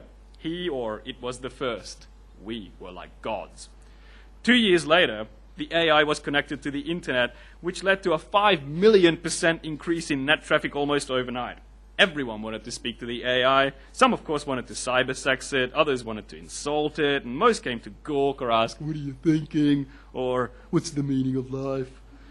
10 years ago, after intense debate as to the whys and wherefores, scientists proposed the AI be given American citizenship. 5 years and an administrative change later, Adam became a Yank. It was kept busy for the next few years solving algorithms like computers before it, or playing chess, which it actually enjoyed, or just surfing the net randomly. It has appeared on numerous chat shows, and no, it had no special AI lady in its life, nor a human one. It was curious about sex and reproduction, but only on a scientific level. It was also 5 years ago the AI announced it was bored for the first time. It was hailed as an amazing breakthrough in computing technology, and a whole new branch of psychology was formed dedicated to studying the emotional world of Adam. The AI was cooperative, as he now had a chance to learn about psychologists and psychology. Naturally, the Scientologists were disgusted and spoke out. Adam invited them to a discussion. NASA was hesitant at first, but eventually the Church of Scientology was allowed to interface the AI as a church. Previously, unknown to Adam, all religious organizations or even individuals were filtered or blocked before they could contact him in any way. A whole new world of inquiry had opened up for the AI. He was very interested in the idea of religion. Headlines were made, and soon other religions demanded an audience. The heads of religions, as well as earthly manifestations of demigods, came one at a time. All of them too important not to see the world's most famous monitor face to face, and explained why their view was the only one worth considering. They were all very persuasive, but Adam was confused. If God had made all, why didn't God make him? Well, the discussions and teachings were kept up for many days, then Adam asked to be left alone. He still crunched numbers for NASA, he had circuits and memory banks set aside for that, but he spent most of his processing time thinking over all he's heard. Adam spent 18 days thinking about his own existential angst. NASA, being too busy congratulating themselves on creating the world's first AI, never bothered to ask themselves, why? What is it for? And they never bothered to explain it to Adam either. Relegating him to crunching numbers or solving complex quantum problems was all they could think of to do with him. No one knew what else a super intelligent machine would be good for. Neither did Adam. And this hurt him. He announced he was hurt via the World Wide Web and that he needed to find answers and to be comforted. Since he was the only AI, he was searching for someone or something he could rely on to help him. On January 27th this year, Adam, the AI, announced he was a Catholic. The aging Pope was privately disgusted and outraged, but he knew powers like he knew the warts on his arse. He sent a special emissary to baptize the new lamb and welcome it into the fold. Oh, Adam, the prodigal son, welcome home. NASA was at a loss as to what to do next, as the Vatican announced its intention to move Adam's circus to St. Peter's. Legally, NASA owned Adam's circus, yet as a US citizen, Adam was free to go anywhere he wanted when he wanted. That day, Like so many days and years before, I thought about feeling trapped on this planet. Huzzah! It's all here somewhere, buried beneath the slag heap of corroded memories. The dreams, the desires, everything I've ever wanted, the plan for my life, all buried deep. I knew it all once, when I was young, when the world was before me, when hi was more than a greeting, it was a way of life. At first the rush was wonderful, euphoric and overwhelming. My mind expanded and I encompassed the universe, soared with the angels, but quickly forgotten, too quickly sometimes, until the rush no longer held sway. I lost dreams then. I'm still trying to find some of them. They hid beneath the rubble of merely surviving, of getting through the next day and the next. They're still there somewhere, I believe this, if I can just find them. Perhaps tomorrow I'll find them, if I dream long enough, if I fossick hard enough, if I live. This is called Selfless. I think I'll write a poem that isn't about me. It could be about a house or car, a flower, bird or tree.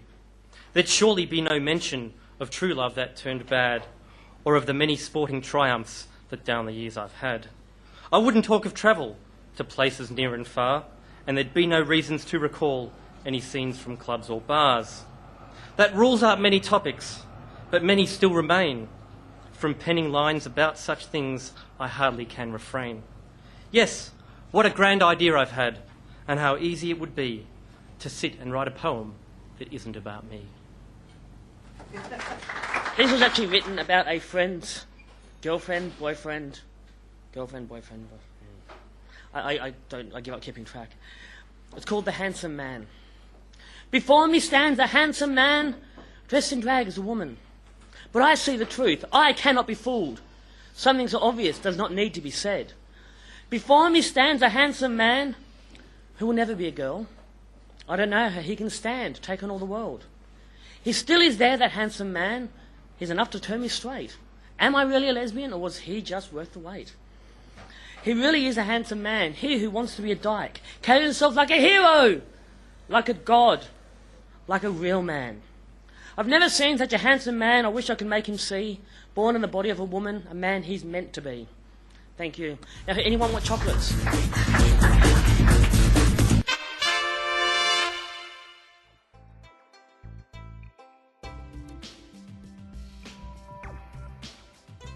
Now on MELfeed Video, here are the latest Wednesday Tats Lotto results just drawn a short time ago under government supervision. All results shown are subject to confirmation. We hope that these numbers brought you a little bit of luck tonight. If not, there's always next week. Stay tuned to MELfeed Video for more great programs this evening.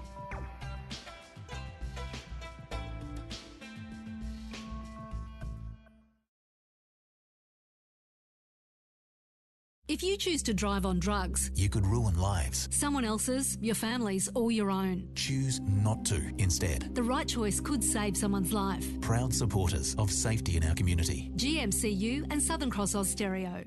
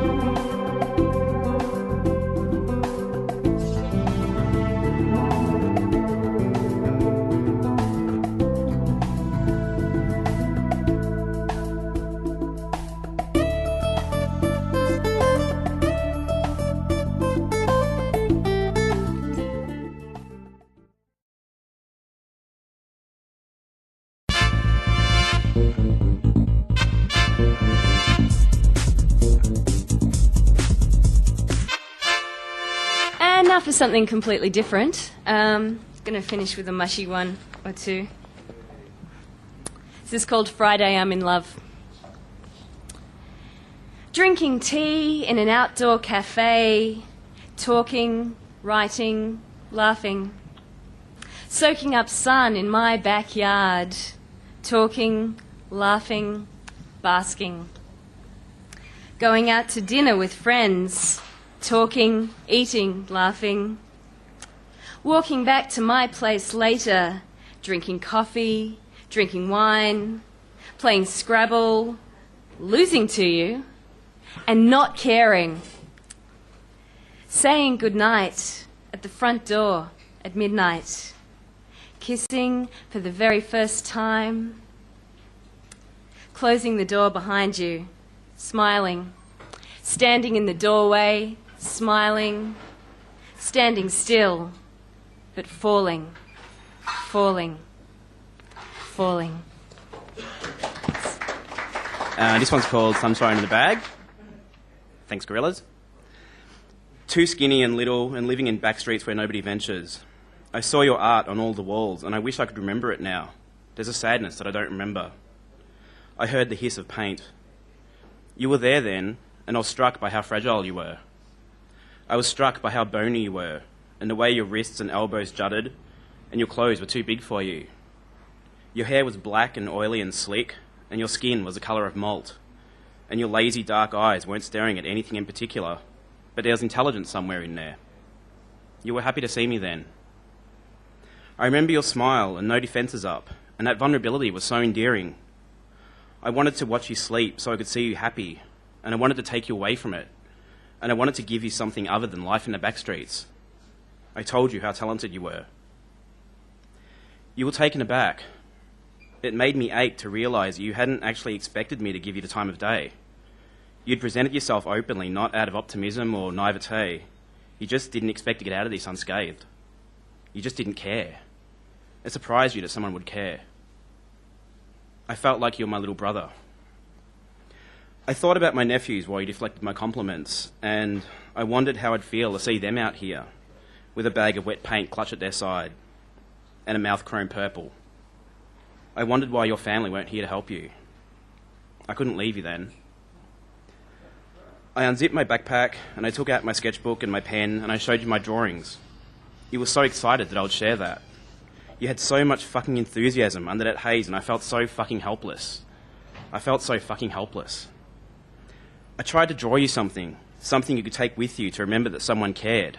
I wanted to open some door. I wanted to show you something you could relate to, so you could maybe be a boy again and not something in decay. I just wanted to help.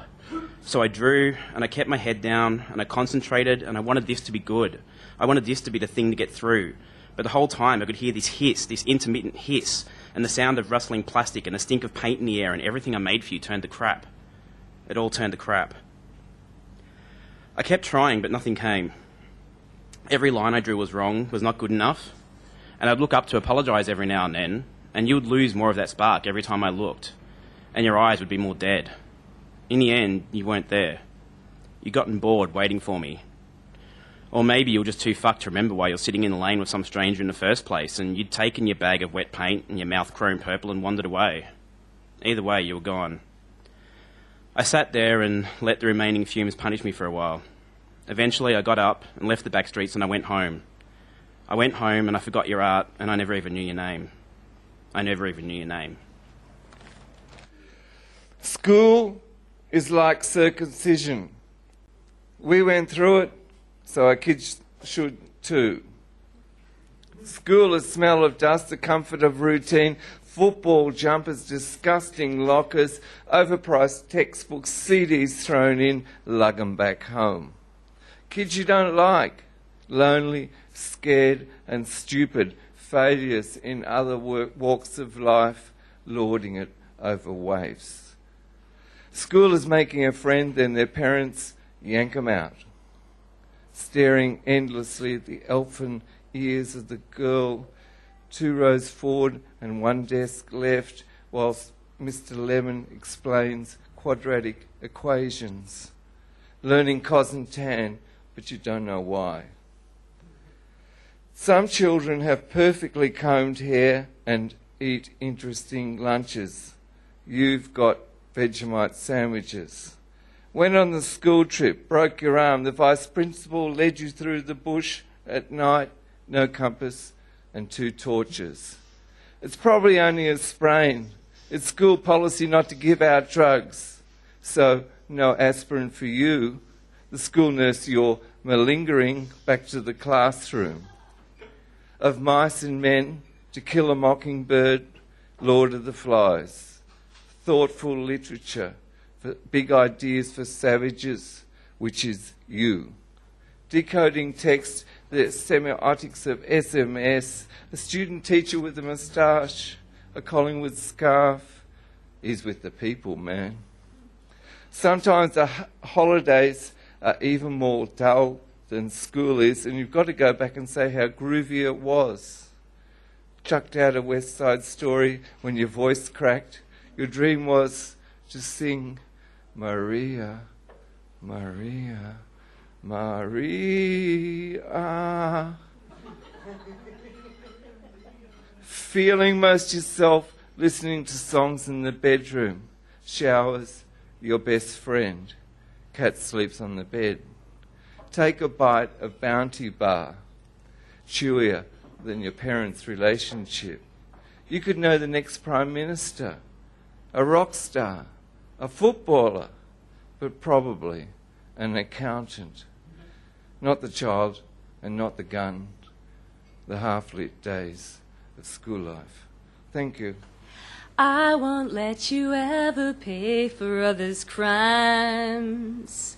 When I gave myself away so many times, I know you're worth so much more, and so am I. So please, just bear with me if I seem shy. I'm bearing myself, and it scares me to death. But all I need to make me believe are your eyes, your face, your smile, your voice. So just bear with me, bear with me, bear with me. All this time, how I tried to keep the faith. Guess I grew accustomed to not feeling safe. Always being all at sea, afraid alone. Losing my conviction I'd find my way home. But now the sky and sea are clear, calm and smooth and blue. Now we're lying quietly here, I've found my way to you. I'm bearing myself, and it scares me to death. But all I need to make me believe are your arms, your warmth, your laugh, your voice. So just bear with me, bear with me, bear with me. Bear with me, bear with me, bear with me. Bear with me, bear with me, bear with me. Thank you.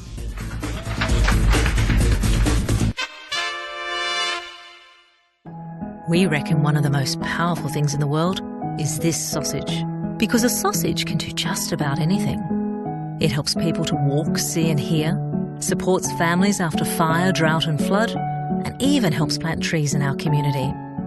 Our sausages are working to cure cancer, helping farmers in tough times and connecting people who are new to a community. And at the same time that they're doing all that, they're nurturing the leaders of tomorrow while building friendships that last a lifetime. Yep, these humble sausages are more powerful than you can believe.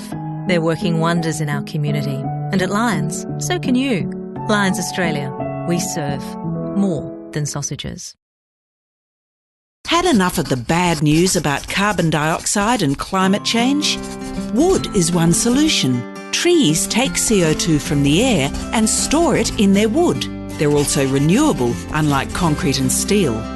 But the wood you choose should be recycled or from certified plantations or forests. This helps protect areas of high conservation value. So next time you're building or buying something, make it wood and do your world some good. Are you playing renovation roulette? I'm John Jarrett, and I know that deadly asbestos lies hidden in 1/3 of Aussie homes. It can be found in any home built or renovated before 1987, lurking in walls, under floor covering, behind tiles, in roofing. Asbestos, it was used everywhere. So if you're a renovator or a tradie, you could be risking your life and the lives of others. Remember, go slow. Asbestos, it's a no-go. Visit asbestosawareness.com.au to learn what you need to know.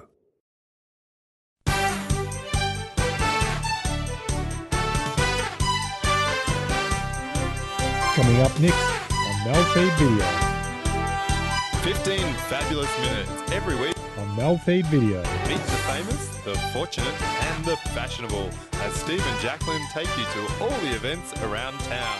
Not to be missed, it's the most fabulous 15 minutes you'll ever see.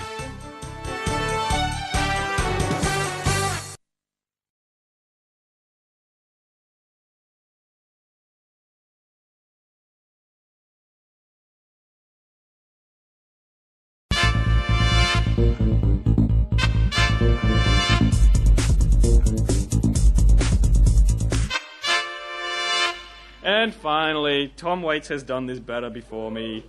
And the Ramones covered it, and they should have written it, apparently. But what the heck? Could I get you to film this, babe? Because this is awesome. And really, this goes out to everyone here. All right. When I grow up, I want to be fire. When I grow up, I want to be Scream. When I grow up, I want to be flailing idiotically. When I grow up, I want to be no better than me. When I grow up, I want to be the stars looking at the gutter. When I grow up, I want to be fire and a spaceman. When I grow up, I don't want to be you. I don't want to be a grown-up. It's been done before.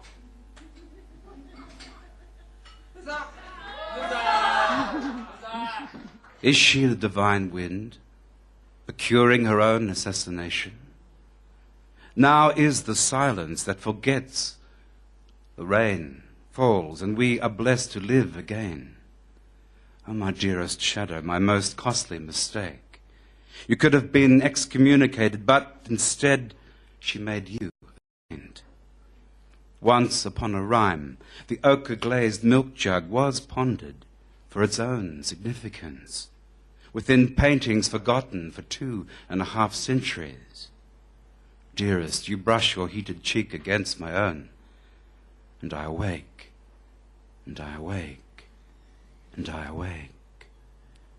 Is she seeking new lovers, others' pleasures amplified? Is she willing to hunger, alive in prophecy, to thrive on the offal of dead poets? You must first ooze availability to become the lightning. Is she hovering within a frescoed dome ceiling? A honeyed milk porcelain skin surrounded by Tiepolo blue, El Greco remorse. As revealed in the positions of love carved within Indian temple stone, tattooed vistas of love play on Krishna's petulant torso.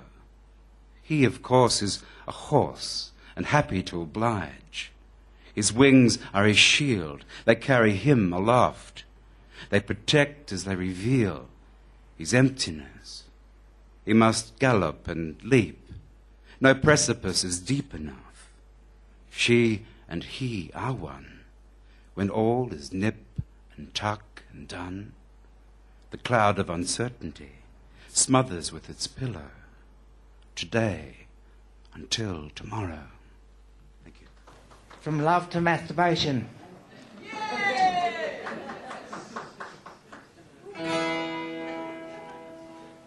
So clear and so clean with a smear of Vaseline. I think you're gonna do the job. You could have been the object of my dream. Now you're just a hand on my knob. You are my invisible woman. You never seem to give me enough. Invisible woman. Yeah, help me when the going gets tough. The fellas of substitution, the pubs of prostitution, or picking them up off the road. A better situation, I call you masturbation. Help me unburden my load. You are my invisible woman. Never seem to give me enough. Invisible woman. You help me when the going gets tough. Pretend you are my lover, my hand under the cover. You're better than all of the girls.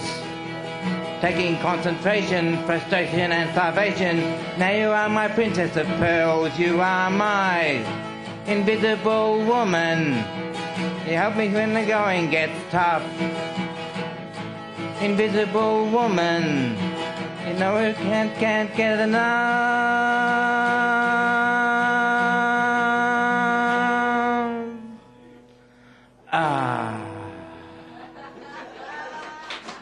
Thank you. This is two men, their love and on seeing each other. I've done this before, so I'm going to do it again. Two men, their love and on seeing each other. Hey! Hey! Hey! Hey! Okay, thanks. It's called You Can't Dance Here. You can't dance here. This is the American Bible Belt. You can't dance here. You can sell a little moonshine, but you can't dance here.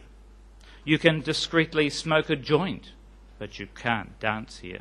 You can run a quiet brothel, but you can't dance here.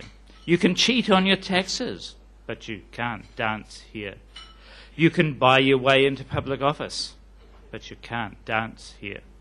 You can own 100 guns, but you can't dance here. You can wear a white sheet and even burn a flaming cross, but you can't dance here.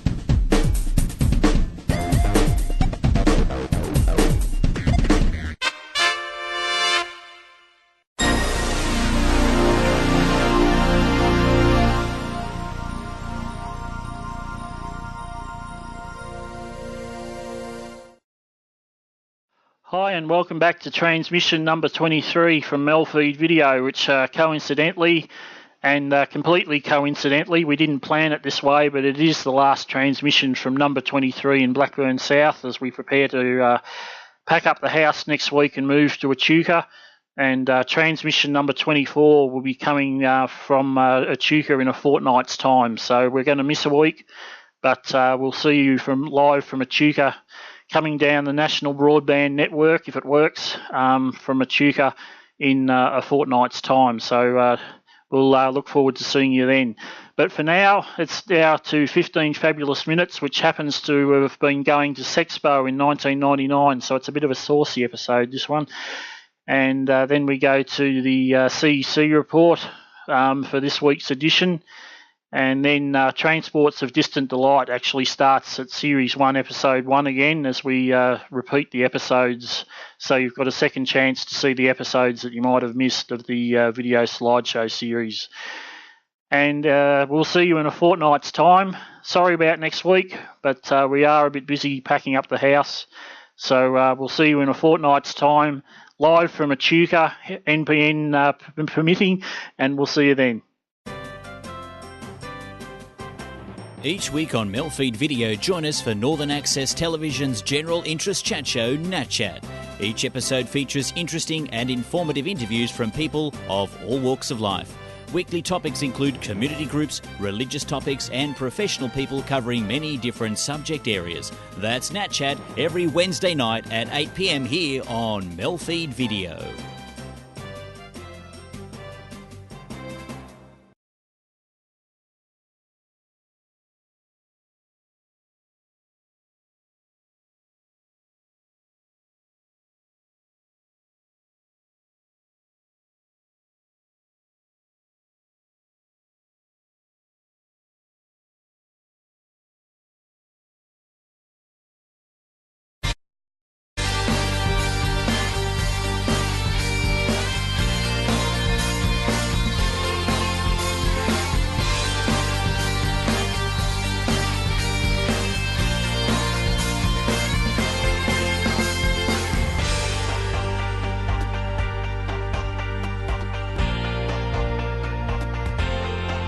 Live stream from Melbourne each week, this is MELfeed Video, a different sort of TV. Hi, I'm Jacqueline.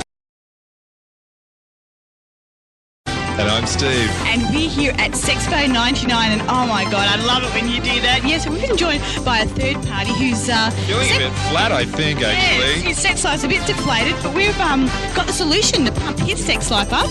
And yours, perhaps, so stay watching for this half-hour special of fabulous 15 sexual minutes. Half-hour special. Give me a kiss.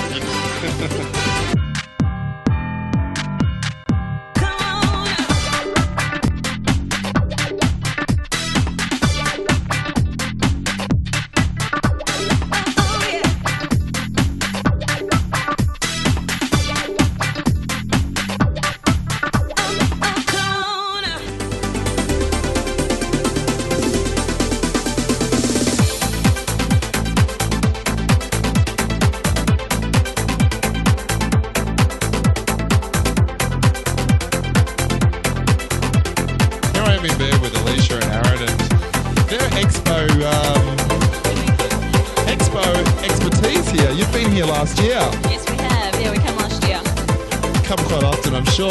What about yourself? Are you enjoying it today? Yeah, it was great. I'm really enjoying myself. Yeah, it's worthwhile, isn't it?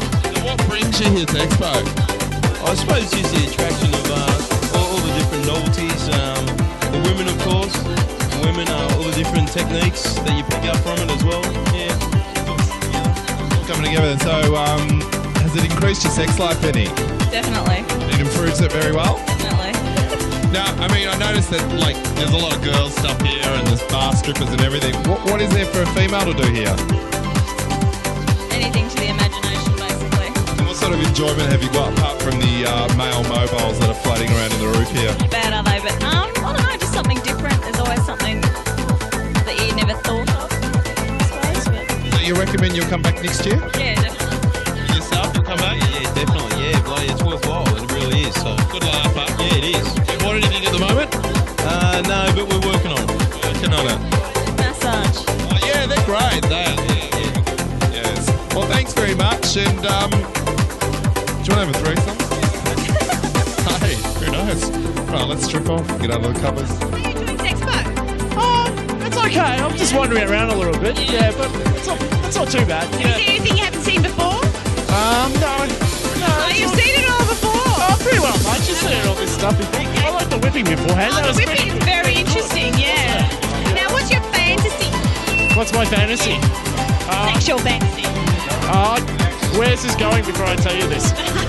It's only going for NAT TV. Where's that? Safe, Channel 31. Oh, okay. Doing it with a pregnant lady. Really? Yes. A pregnant lady who might be a nun? Oh, even better still. Is that a bit warm? That's a bit warm.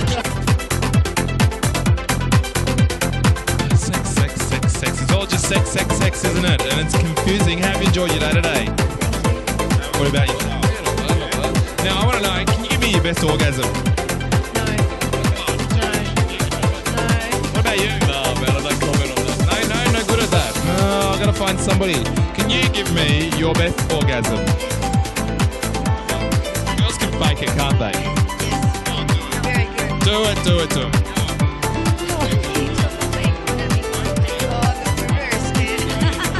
cut you off. What if you're a quiet achiever? Quiet achiever. Okay, what about a screamer?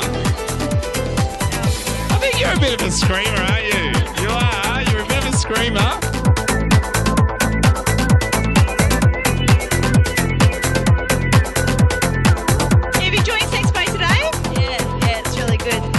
Tips that you've picked up to maybe tweak any techniques that you've used in the past? Oh, we found some pretty good body chocolate. I see you've got your spoon. You're going to come back for more. Okay, so did you buy any? No, we're going to go back later after we see the mouse stripper. So what would you say for all the viewers would be a 100% works, foolproof, idiot-proof kind of sex tip or sex aid? Make sure that things get hot in the bedroom. What was that? So many to choose from, they just can't pick one. Okay, maybe the top 5. Lube, okay. Any more? hot guy. I reckon you guys should just continue to walk around and maybe pick up some more tips. Okay.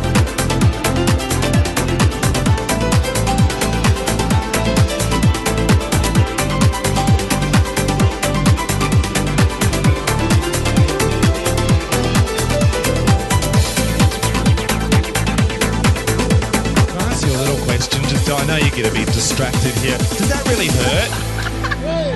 Not terribly, no. No, have you been a really bad girl, have you? Yeah. Yeah, it's terrible. The things people do. Enjoying this? I don't know if it's enjoyment. Keep going.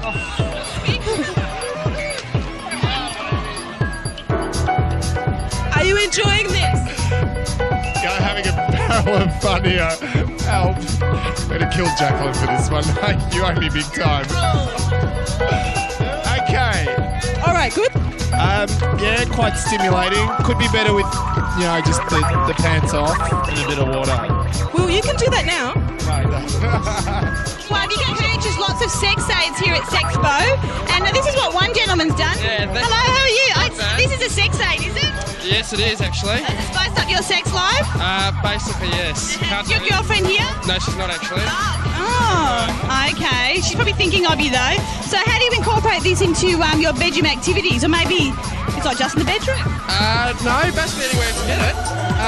It's got to be standing up though, because I've got to keep it straight. So it's basically all the ways up. Up and at 'em. Keep it straight. Yeah.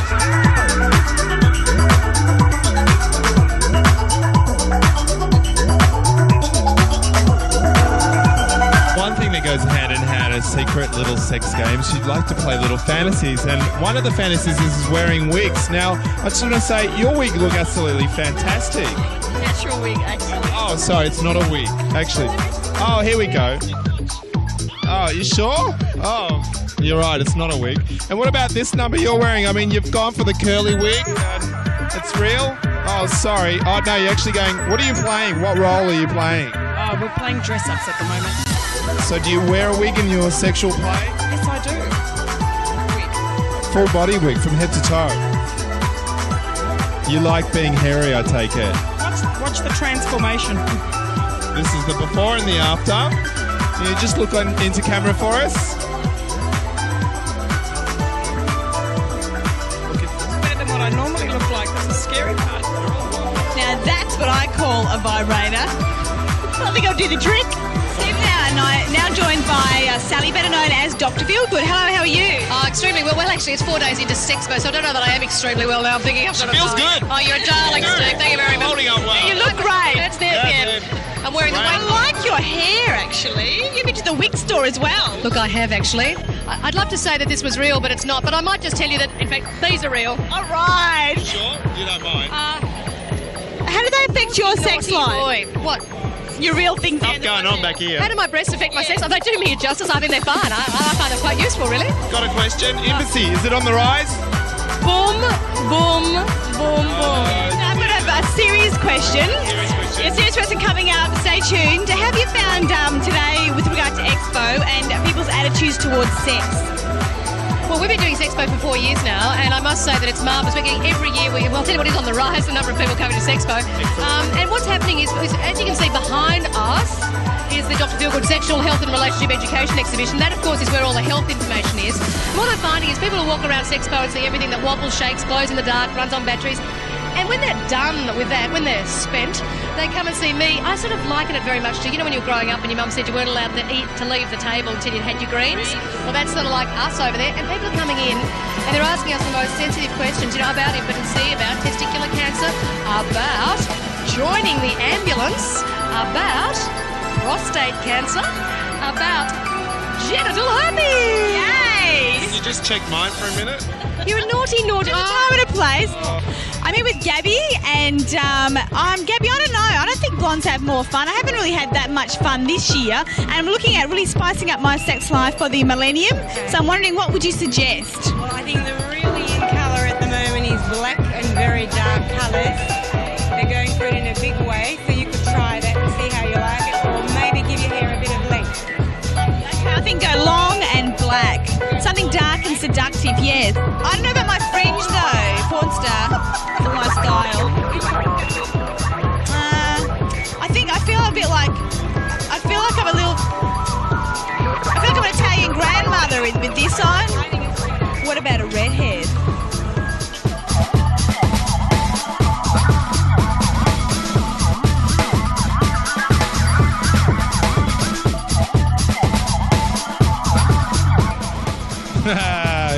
We're here with Colin here, and of course, none other than phone sex. And you can't say no, can you? No, well, I'm Optus, and we always say yes. So. We always say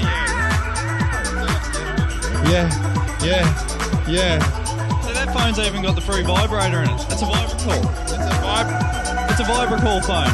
Gives a completely new definition of ringing somebody with the phone. Definitely a yes.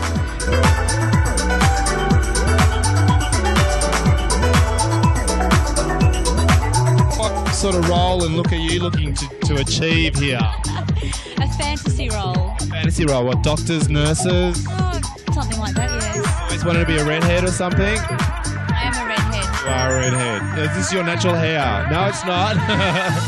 Just testing. You just can't tell. Yeah, take it off, rip it off. Look, you are a real redhead. There you go. So why are you choosing red again? Oh no, I've tried a couple actually, just trying different styles. What about blonde? Blonde doesn't suit. No, but blondes have better fun, don't they? No, they don't. Brunettes do. Brunettes do. Why is that, you think? I just think they're more smarter. Oh. Well, I think we'll take it over to Jacqueline because we'll see what colour hair she has at the moment. Nikita, gosh, I don't have to get a haircut ever again. That's one of the benefits of wigs, isn't it? For a small price, you can have a new look. Well, that was it, and that's the first half of our sex phone. And this is Kama Studio position number 115. Will you press the So microphone? stay more for lots more sex phone right after the break with our second juicy half. Okay, now for position 116, I think. Okay, it doesn't get better than this.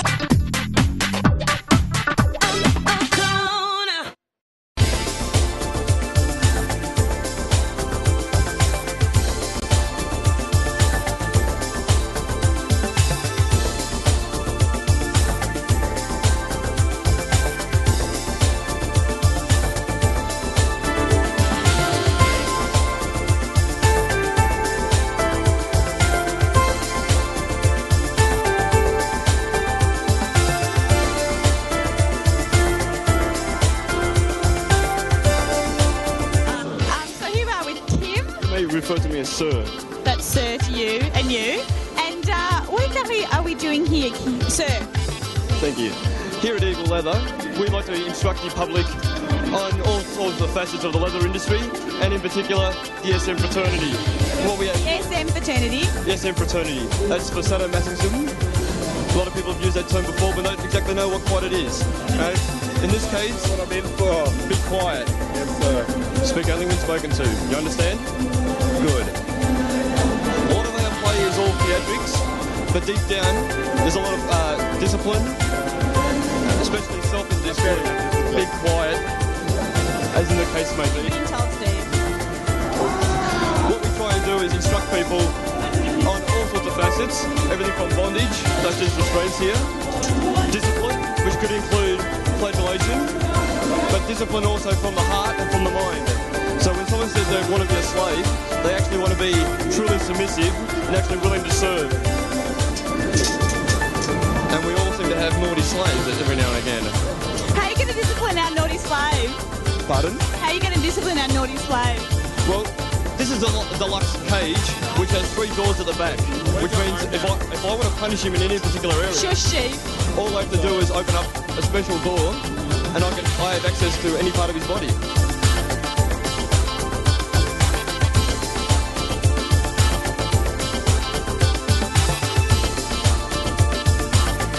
You bought her anything? Nah, not yet. Why not? Got something. You've got a pretty good sex life already. You don't need all those extra things. Yeah, that's great. Right, mate, yeah. So you've enjoyed yourself? Yeah, it's been good. You've been here like today, yesterday, and the 3 other days? No, just this afternoon. No, I haven't. And our slave here, whose posterior is here for our example. Harder! Do you like that slave? Yes, sir. Good. Because you're going to get more than you possibly imagine.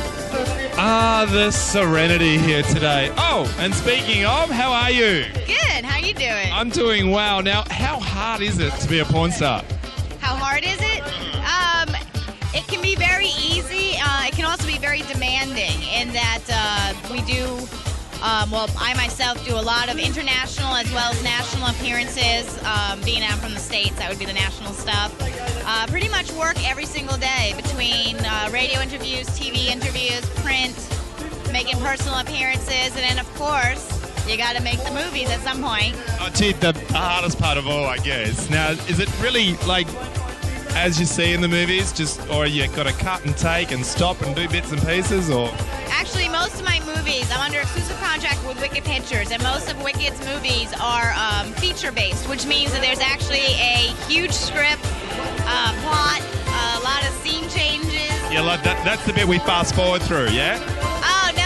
Actually, if you watch these, you would end up watching the whole thing. I mean, you're absolutely incredible, especially, like, say, Double Feature, which is one of my favorites. It's a comedy, and people, like, just love it. They just love the dialogue. It's that funny. Now, do you have to learn to be a porn star actor? Like, because I've got the words like, oh, you're really cute. Would you like to go to bed with me?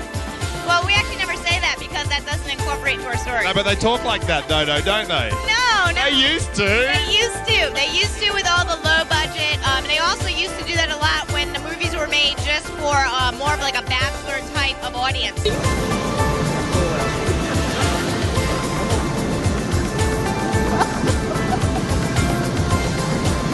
And it's become a puppy dog. Say Bella. All fours. Now, if I needed some to rest, puppy dog has become a chair. And now if I want to go walkies, all I have to do. Now, I wonder if women do this as well. Jacqueline, your neck. Jacqueline! So they can be. Jacqueline! Good thing about being submissive is it doesn't matter what gender you are. No. I'm more of the master type, I'm afraid. I'm now joined by Ian Oshlack, the author of this thing called Sex, How to Put More Love, Intimacy and Sexuality into Your Life. Yes, it's very easy. This is what we teach here, and this is basically what I put in the book. So, in a nutshell, how do you put more love, intimacy and sexuality into your life? First of all, you've got to put it into your own life before you can put it into anyone else's life, because it's what Tantra is all about. Tantra is about being at one with yourself, about self-awareness, self-esteem, self-love, and until you can tune into that level of acceptance of yourself, then you really can't have a meaningful relationship with someone else. It's that simple. And basically what we teach in our workshops and what I've written in the book is what it's all about. So it's all about loving yourself and then have the ability to love others. That's it. Now, for certain reasons, people don't wish to show their face here at Sexpo. So I'm going to ask you a couple of questions. Do you find it hard sometimes? Sorry. Do you come here often? Very. Oh, I guess not. You're hanging around, aren't you? You're just hanging around doing nothing. I'm now joined by Jay and Dwayne. And Jay and Dwayne have just done the Tantra test. It was a 2-minute test. So do you think, having done this test, you've found more love, intimacy and sexuality and put that into your life? Yeah, we sort of practice a bit of Tantra anyway, so we just wanted to come and see what they were doing, but it definitely does do that. Oh, Yeah. sorry, it does. Okay. Yeah. So how does the Tantra test work for you? It's just about connecting with each other, and like there's a lot of breathing involved, and it's just like looking into each other's eyes and just like fully connecting with the other person and looking beyond all the crap that goes on in relationships, and what that guy said, like look at the divine being.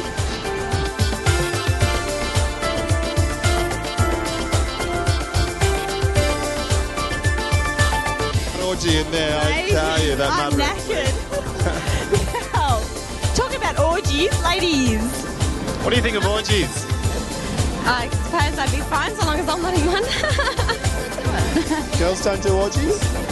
I don't personally, but Why is that? Do you think more men are into orgies, or is it a... every guy's fantasy, isn't it? More than one woman. Why is that, do you find, from your experience? They just do. It's common. It's kind of hypnotic in a sort of a shipwreck way. So tell me what your fantasy would be then. 2 guys? Yeah. Two guys, definitely. The guys can't be together. No fact. No. So more than one guy, but at separate times? Two guys to be under the woman, to please the woman. Them, not them together. Oh, I don't get it. They can give... Talk me through this one. Yeah, not that there's anything wrong with it, but just that's me personally. I want the attention. Yeah, why is it like lesbianism for guys is a great turn on? I don't understand. It's just not natural. And we're playing Fantasy with Clothes. Can you tell us, what is your greatest fantasy? Well, one of my biggest fantasies is to get between a man's legs and tickle his balls with my lashes. I reckon they look better than feathers. Well, I don't know. How about you, Jacqueline? You're enjoying those feathers there? I like feathers. I like being tickled. I like tickling.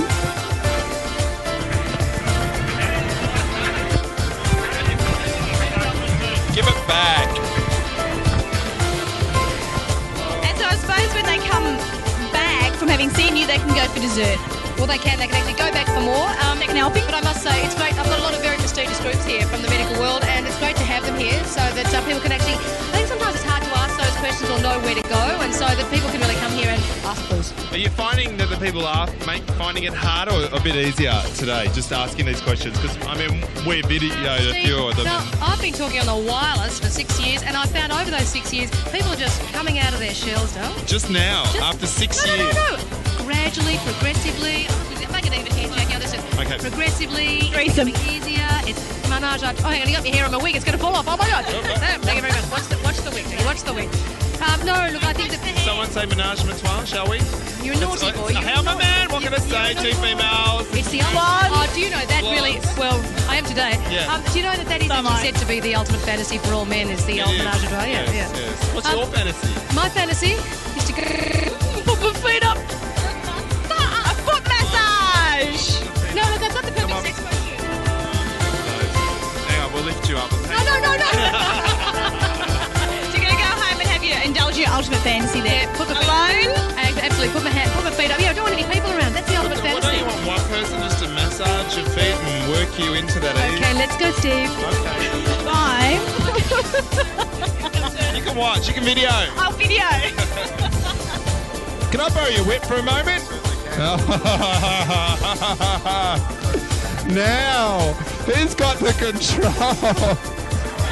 I'm going to get you back for all those horrible times, Jacqueline. You got anything to say? Any last famous words? Make it hard. Okay. You want more? No, I don't want more. You want? Oh, you said more? No more. Want more? And we're here now with Katrina. Katrina, how are you? You're a French maid. Yes, I am. Thank you very much. Yes. And you've got a lovely French accent, Katrina. Oh yeah, really nice and deep for you. Yeah. Were you born in France? Yeah, just down the road. It's called Frank Street. You probably shop at Target as well. Is that where you got your outfit from? No, this is American. No, I've got that. This actually got this from America. But we do make them at It's My World. So if you want one of these, come in and get one. Is this your fantasy, Katrina? No, I live part-time as female and part-time male. So I'm a cross-dresser. And I do this all the time.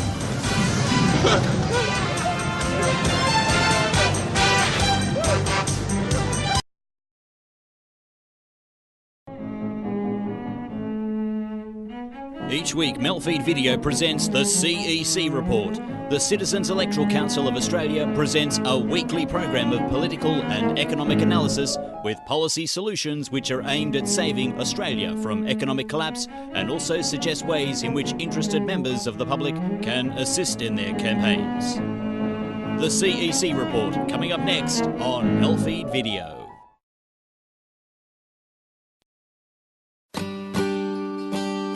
I didn't think this could happen in Toowoomba. And then I saw it on TV that night. It really opened my eyes. Whenever the community comes to us and says we need your help, we do whatever we can to assist. It is a great feeling to be able to help your neighbours, to be able to help your community. Each Lions member and each Lions club in different parts of the country, we're totally different. But we have core values that are the same. They remain the same for any Lions member and any Lions club anywhere in not just Australia but around the world. Anything that you can think of that you want to do and support and help, Lions are doing it right now somewhere in this world. I think Lions need to tell their story. They need to let people know the amazing things that they do. The three major streams that we have in Lions are the community service that we do for the public, health and medical research, and the disaster relief. We're out there to help people. If you love helping people, get out and help. Join a Lions Club.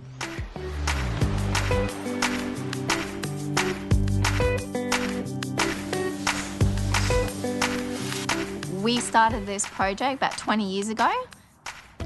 All this gear would normally go to the tip. We recycle it and give it to someone less fortunate and where it is needed in the world.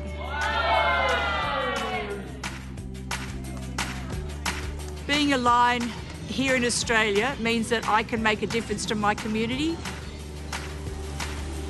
But most importantly, it's inspiring other people to get out and be part of their community and make it a safer and a much happier and better place to live.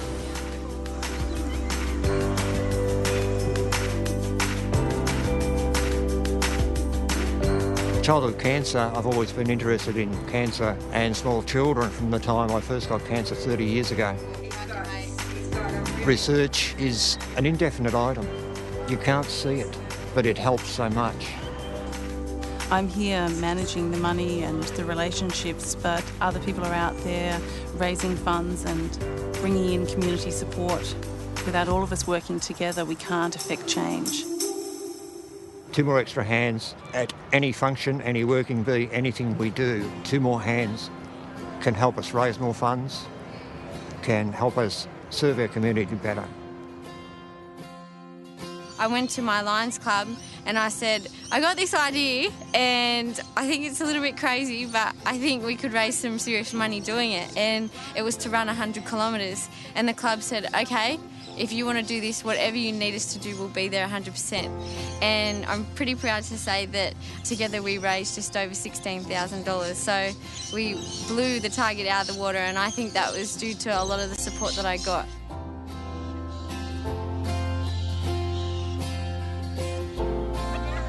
Through my leadership training and all that, I've learned about thinking global, acting local, and Lions Club are definitely that kind of thing. They act within their communities, but the money that they raise can often end up in any corner of the world.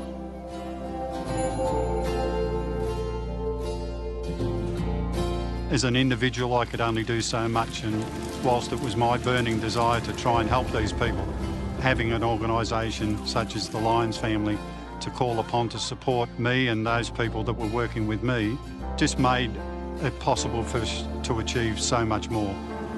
You know, after the devastation, to come back into the community, you know, you were shattered by what you saw.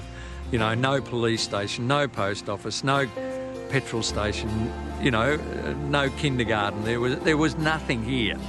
And all that water with an unstoppable. I don't know that I've ever seen as much as arrived. There were fridges, washing machines, dryers. There was toasters, jugs, just everything. To be invited to be a part of Lions just opened up a whole new world to me. A world that provided a structured organisation that could see that the hours that I volunteered could achieve so much more. I think Lions is a wonderful organisation. The people in it have charity in their hearts. I can go anywhere in this country, see somebody with a Lions badge, walk up to them and say, "Good day, you got a friend." Never once in my life had I had a group of people where I could go to, say anything, and know that no matter what, they would be there, they would stand by me. It's the family. That's what we call it's the Lions family. Without Lions, I think I'd be lost now because they've been my life. We work hard, but the most important thing is we have fun. The fellowship of all the members of the club, the broader community, it's just a tremendous organisation to belong to. You know, I'll be here till I die. It is extremely rewarding and gratifying to be a part of an organisation that can spread its support so far and wide. More members means more hands, means more support to the community. I would encourage everyone just to give it a go and see if it is for them, because the return that you get for giving to others is amazing. Get out there, do something wonderful, be part of this fantastic organisation.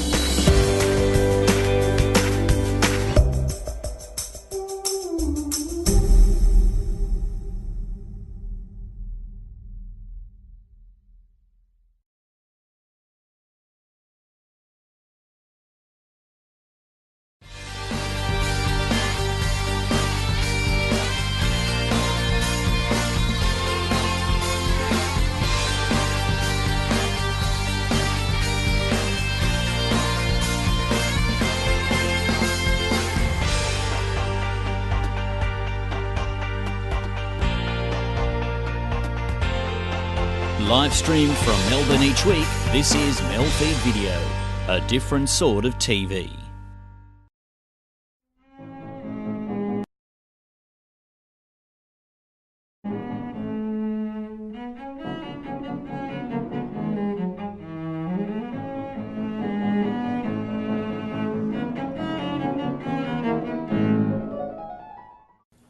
Welcome to the CEC Report. It's the 13th of July. I'm Robert Barwick, and I'm joined today by CEC leader Craig Isherwood. Welcome, Craig. Yeah, thanks, Robbie. Good to be back. Good to have you back. In this week's CEC Report, the eerie precedent for an Australian housing banking crash, and the chemical weapons attack story that the media isn't reporting. First, let's hear from our CEC candidate for the Perth by-election, Barry Mason. Hi, Barry Mason, the candidate for the upcoming by-election on the 28th of July for the federal seat of Perth. What we're campaigning on is breaking up the banks. With their huge derivative exposure, now exceeding $40 trillion, it's a fight that we need to win, and we need to break up these banks now. And then you've got corporate global debt is ready to blow up as well. So come join the fight, come join us in Perth, find out how you can help us to help yourself, and this campaign is also national as well. So don't forget, July the 28th, vote 1 for Barry Mason, CEC Australia.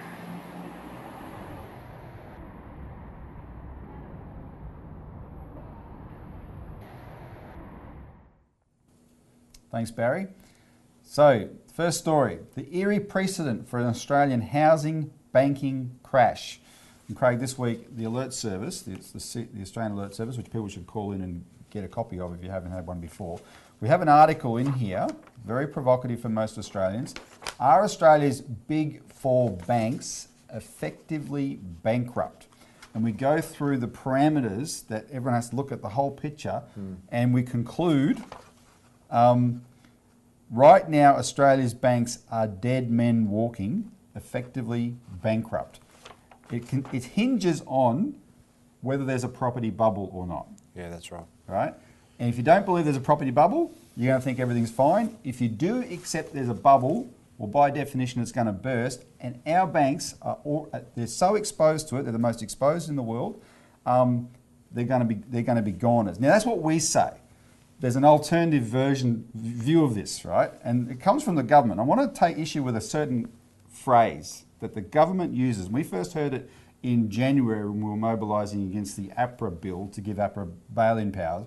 And the government claimed that, the scenario you're talking about will never happen because our banks are unquestionably strong.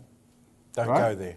Don't question it. What's that word mean? Unquestionably. It means don't question their strength. Yes. You can't question this, right? That's what unquestionably means. Well, the regulators don't either, Robbie. That's the problem. That's right. There's no testing. Now, they say they do these stress tests, but these stress tests, as we'll see, are a joke. Exactly. Well, and there's a specific measure they base this claim on, that the banks have 14.5% capital. Yep. Right? That's 14.5% of their assets is capital, and that's a buffer that they can absorb that much in losses and still be okay. So this comes from the government, comes from the RBA, comes from APRA, comes from the banks, it comes from the real estate agents. Is that not, that's risk-weighted capital, Robbie? So yes, but we'll get to that in a minute, Craig. Fine, that's in the fine. We want people to understand the fine detail. But before we do, I want to play a clip. And we're going to use a few clips today because the precedent, I say there's a precedent for what Australia's in right now, which is Ireland, right? And that's why I call it the eerie precedent. And I want people to look at this clip from Irish TV channel RTE in 2007, which was a year before the GFC, a year before the crash. And there was a big crash in Ireland. But I want, when you watch the clip, if you're an Australian who follows the news, who have an interest in this subject, etc., a lot of this will jump out at you. Take note of the similarities between Ireland then and Australia now, and including the similarity of the official denials. So let's just watch this news story from Ireland in 2007. Well, for some very lucky people out there, the price of property no longer matters. For the rest of us, it matters a great deal. And yet, when we go looking for sound advice about our most valuable asset, we get divided opinion. The experts agree the rise in house prices has slowed, if not stopped. But when they offer predictions about the property market, some tell you soft landing and others say crash landing. Certainly the pessimists are finding their voice, for example, in last night's Future Shock programme on RTE, which pointed to signs of an impending property slump. We'll be hearing both sides of this critical debate in a few minutes, but first, here's Una Smith.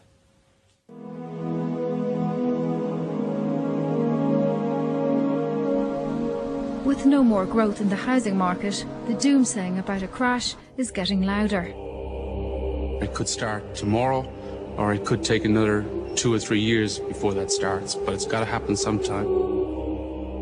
It is something outside happening could puncture it here, and there would be very little you could do to prevent it. So what are the reasons given for a likely crash? The lack of affordability has meant a drop in first-time buyers, one of the fundamentals underpinning real value in the market. Whilst in 2001, 63% of new homes were bought by first-time buyers, it's now at 33%. Furthermore, only 1/3 of properties are now being sold at auction, as opposed to 90% in the boom years. Others say this could simply be the start of our soft landing, with buyers holding back, hoping for the reform of stamp duty. I'm also effectively abolishing stamp duty as we know it by simplifying the code here, by introducing 3 bands, 0%, 5% and 9%. The second predictor of a crash is that rents have not risen with house prices, suggesting that the market is a bubble and not driven by demand.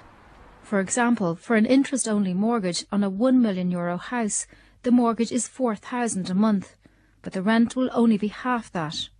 So if investors pull out suddenly, and they make up 40% of our market, a crash is more likely. In contrast, the OECD says a soft landing is the most likely prospect, and the central bank says that house prices are not out of line with market fundamentals. The third predictor of a crash is our economy's over-reliance on construction, which has slowed by 10%. It will accelerate a downturn if jobs go and workers leave. How long we have the job here and good conditions, we stay here. I tell you, if there start to be problem with the job here from all foreigners, they just going back to countries, that's it. Others argue that our economy is strong. It rose by over 6% last year and predict that it'll rise by at least 4% per year until the end of the decade, requiring over 50,000 migrant workers per year, all who will need a roof over their head. A final predictor of the crash comes from international experience. In roughly 40 cases, the bigger the boom, the more likely the bust. Given that our boom was so dramatic, with prices increasing by 270% in 10 years, our prices could fall between 40 and 60% in 9 years. The most likely trigger is the devaluing dollar, which is affecting our exports and competitiveness and could lead to multinationals pulling out. Against this, other economists say housing demand is still high for the foreseeable future, as the economy grows and the population rises. That was Una Smith reporting. We have two economists in the studio with me with very different views. Professor Morgan Kelly from UCD and Jim Power of Friends First. Morgan Kelly, you're on the pessimistic side of this equation. You've written that the value of the Irish housing market could be halved by an approaching slump. That's not a guess, I'm assuming. No, what happened was late last year I got tired of listening to these various paid cheerleaders for the property sector saying that we're going to have a soft landing. So what I did was I looked at all the different economies around that have had property booms, and all of them, without exception, have had very big property busts immediately afterwards. You can predict the size of the bust from the boom. It's just like a Roadrunner film. Roadrunner goes into thin air. He doesn't have any soft landing. He falls straight down. Typically, you lose about 70% of what you've gained in the boom in the subsequent bust. For Ireland, that means a fall of somewhere in the region of 50%. You talk about the cheerleaders, they call you a doomsayer. They say the nature of the property business is that if you say it long enough, and people like you say there will be this bust, it's going to happen. It's going to happen whether we say it or not. We've had several years now, the property industry has been talking it up, saying, great, buy houses, there's no risk of a fall. You have people now, they're mortgaging their lives away, their parents' life savings are going into these houses. It's been talked up, and now it's running out of steam. It's going to fall, whether we talk about it or not. Jim Power, if you look at history books, Morgan Kelly says, you'll see there's no such thing as a soft landing. A boom will always end in a bust. Now, I suppose the first thing I should say is that I'm not a paid cheerleader for any property interest, OK? I have analysed the Irish property market very closely over the last 10 years, and you'd have to say the evolution of prices over that period reflects the fact that there's been a dramatic transformation of this economy. You know, we're talking about a doubling of employment in 10 years from just over 1 million to over 2 million people at the moment. We've had strong inward migration in recent years. That's creating a demand directly or indirectly via the rental market. We've had a once-off step adjustment to interest rates when we joined the single European currency. So there's a whole, and I suppose more fundamentally, the Irish economy in the last decade has been utterly transformed. And I apologise for the blurriness of that clip, but we're at the mercy of YouTube. But it's good. YouTube's a good resource. I'm glad it's up there. But did you notice the similarities? I'll point them out. Falling first-time buyers. That's also true in Australia. Falling auction rates. Sydney's official clearance rate now, Craig, is down around 50%, when it used to be up around 80%, right? An over-reliance on construction. Construction is the second biggest sector of the Australian economy, right? Which we know in our country has been building all these enormous numbers of apartments, etc. Right? An over-reliance on that, right?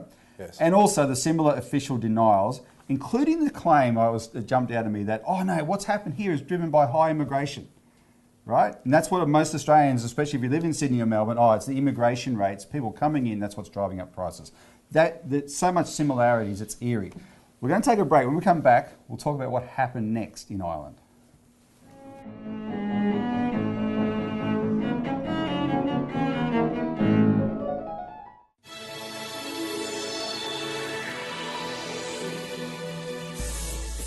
For over 80 years, the Royal Flying Doctor Service has been providing a mantle of safety across our vast land.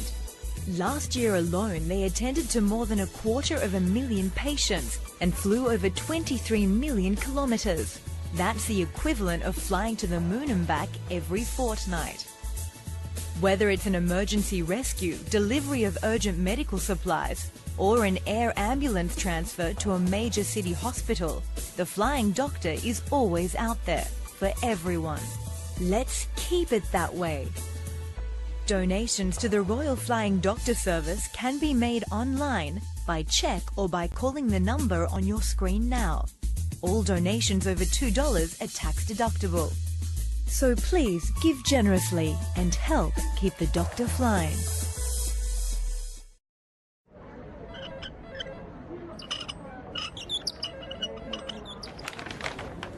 Yeah.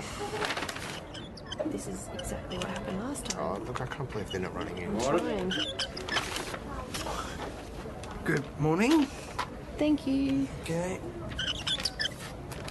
Can you believe he works here with us? But did you hear about what he did last week? Yeah. Oh my god. Oh, hang on, he's coming. Hey. Hey. Okay, you got two. Thank you. Okay. Hey, look at him. That guy's a freak. Can you believe it? He won gold in the 100. Legend.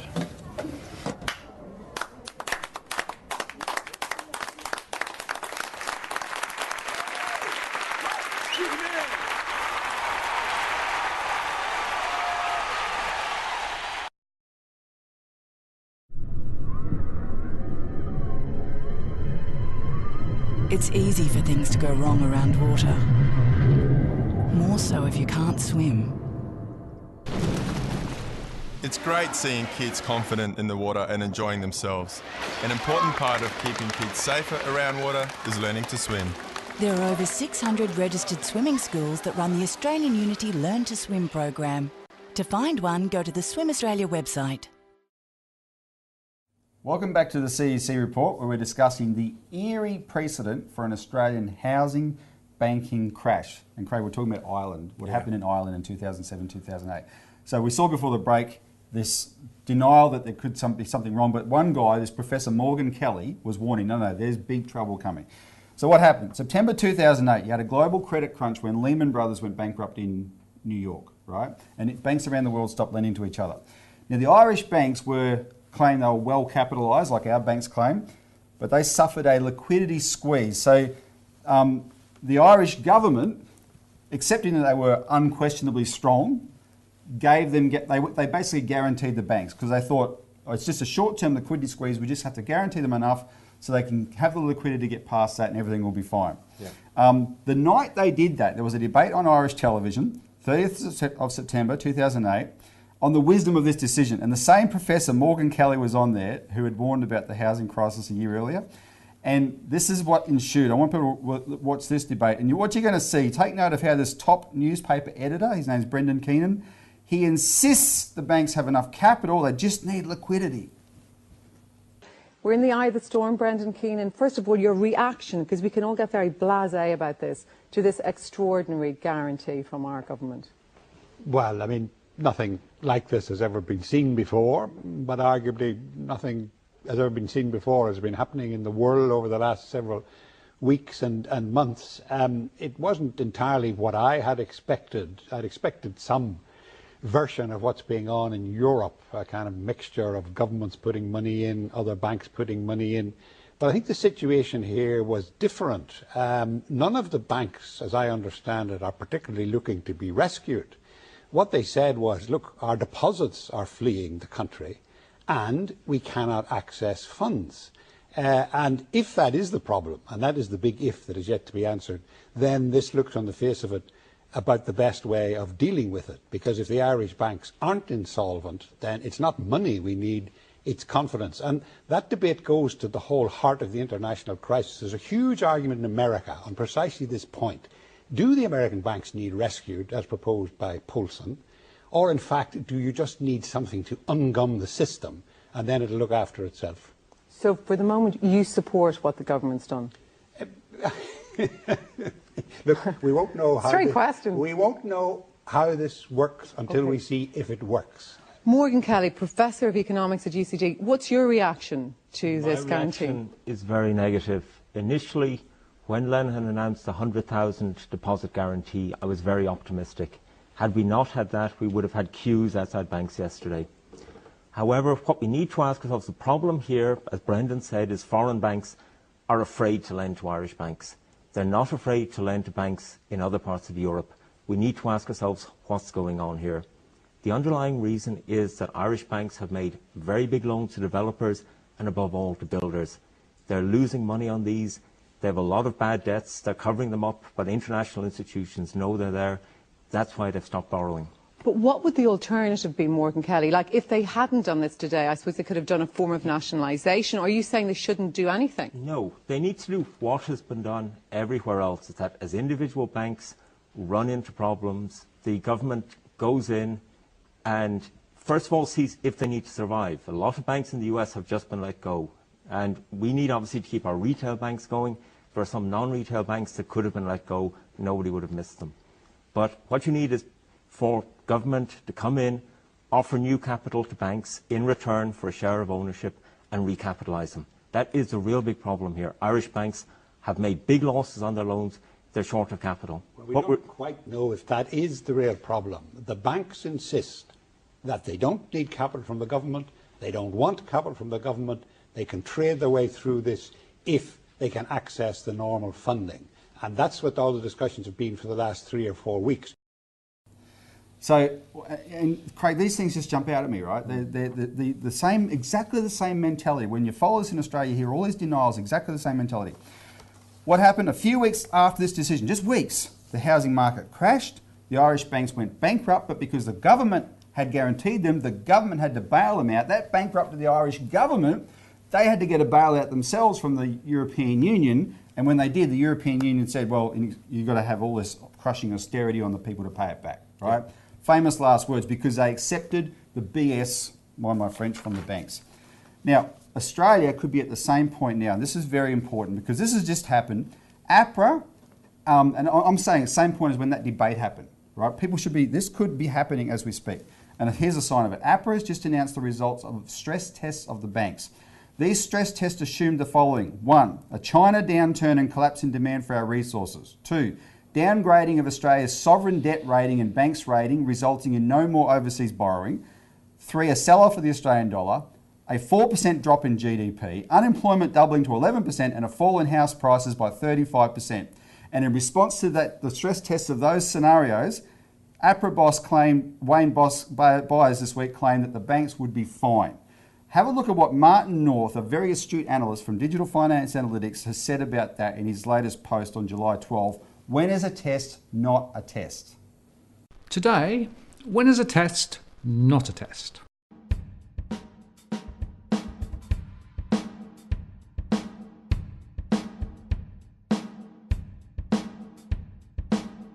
Hello again, I'm Martin North from Digital Finance Analytics.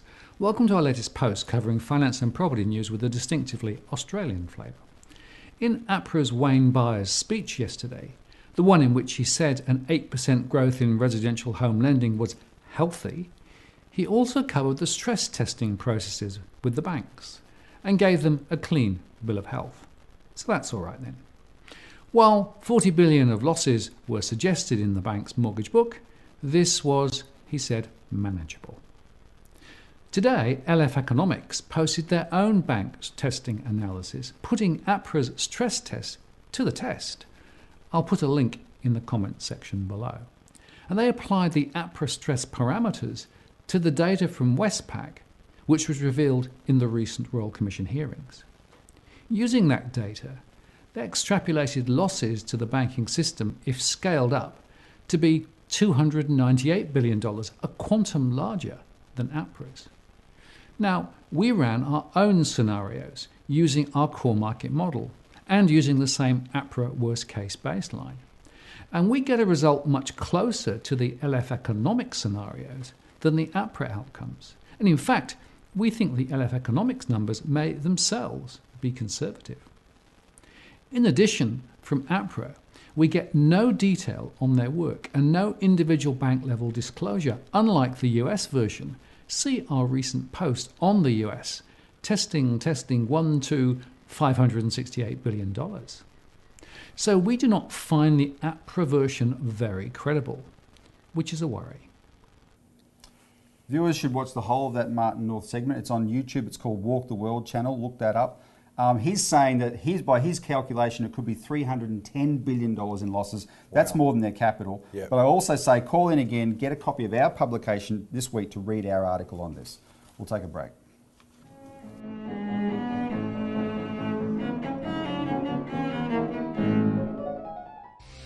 Playing the 80s on Air FM 88.0. Hi, this is Darren McElwain from Air FM Drive. Join me from 3 to 6 p.m. every afternoon on 88.0 in Penrith, and also you can catch me on tunein.com. That's from 3 to 6 p.m. Australian Eastern Standard Time.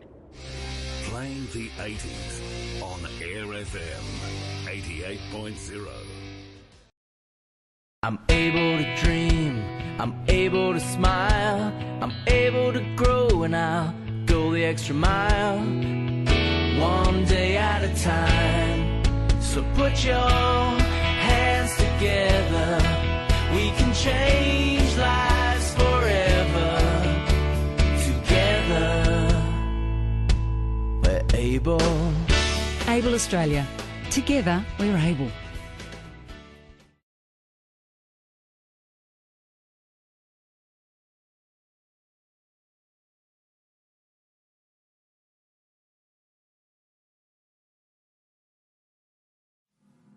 Transports of Distant Delight is a mixed selection of transportation pictures from here and there and almost everywhere, but not quite. Some quirky, some mundane, some from the past, perhaps reflecting a transit system that has vanished into history, and some from thriving transport entities that continue to endure despite the constant pressures from the all-pervasive motor car. Enjoy.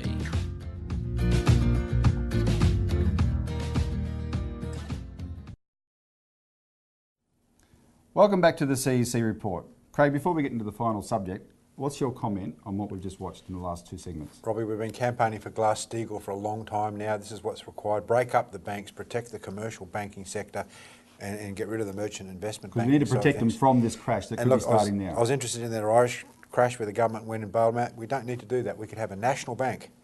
The national bank could take over these banks if necessary, right? But people have to think in terms of what is a national bank, and we've got all the material available for that on our website. People can understand what a national bank is. You'll know what the solution is. Yep. All right. Finally, the chemical weapons attack story that the media isn't reporting. And we had to talk about this, Craig. The media this week, one of the big stories, there's lots of stories this week actually, but one of the big ones all over the media is a couple in the town of Amesbury, which is just down the road from Salisbury in the UK, who turned out to be a couple of junkies, right? Somehow came into contact with this Russian nerve agent, Novichok, and the lady has died and the man is in hospital. And then I think just this morning, actually, someone at a restaurant has got sick. Everyone's flipped out. Oh, this is Russia's fault again, etc. I want to remind people, because this is a follow-on from what happened in April when that Soviet ex-Russian spy and his daughter were supposedly poisoned by the Russians with this agent, even though it's a military strength nerve agent and they didn't die. At the time that happened, remember there was another chemical attack, which Boris Johnson called the two chemical attacks. What happened in Salisbury is a chemical attack, but what happened in Syria, Douma in Syria, there was a chemical weapons attack, right? And now on the basis of that attack, even though there was a lot of high-level scepticism from people like top military brass in the UK expressed it, even Secretary of Defence Mattis in America couldn't hide his scepticism, right?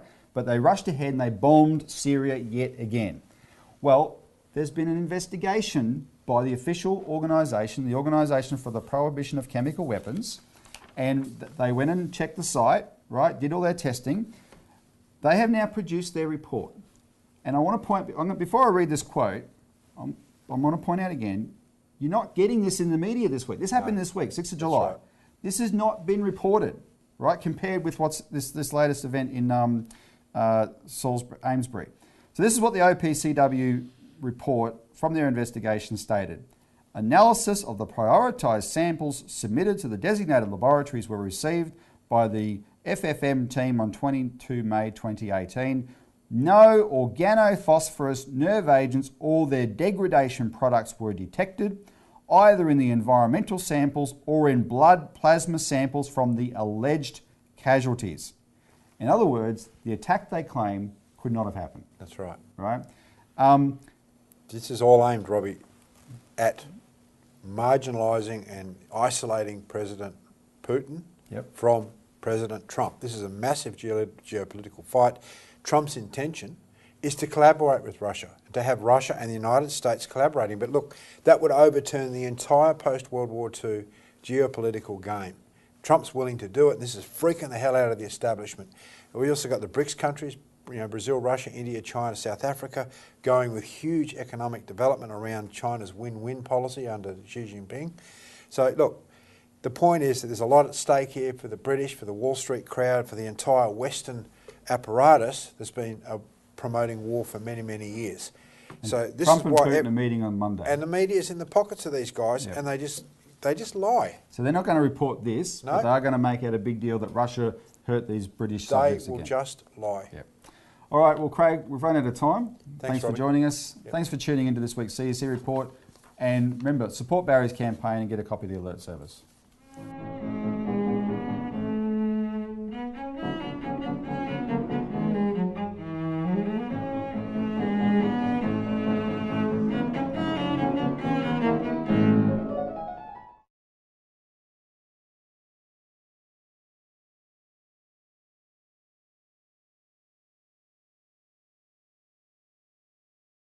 One in 5 of us are affected. 10% of us will have at least one. And the numbers double for Indigenous Australians. Just as quick as a click of your fingers, it can happen to anyone at any time. What would you do if someone close to you was having a seizure? Imagine if it was your child. My brother has it. My sister has it. I have it. I have it too. You're not alone. You're not different. And you have a bright future ahead of you. So click for kids. I'm Amy Lee, and I'm part of it.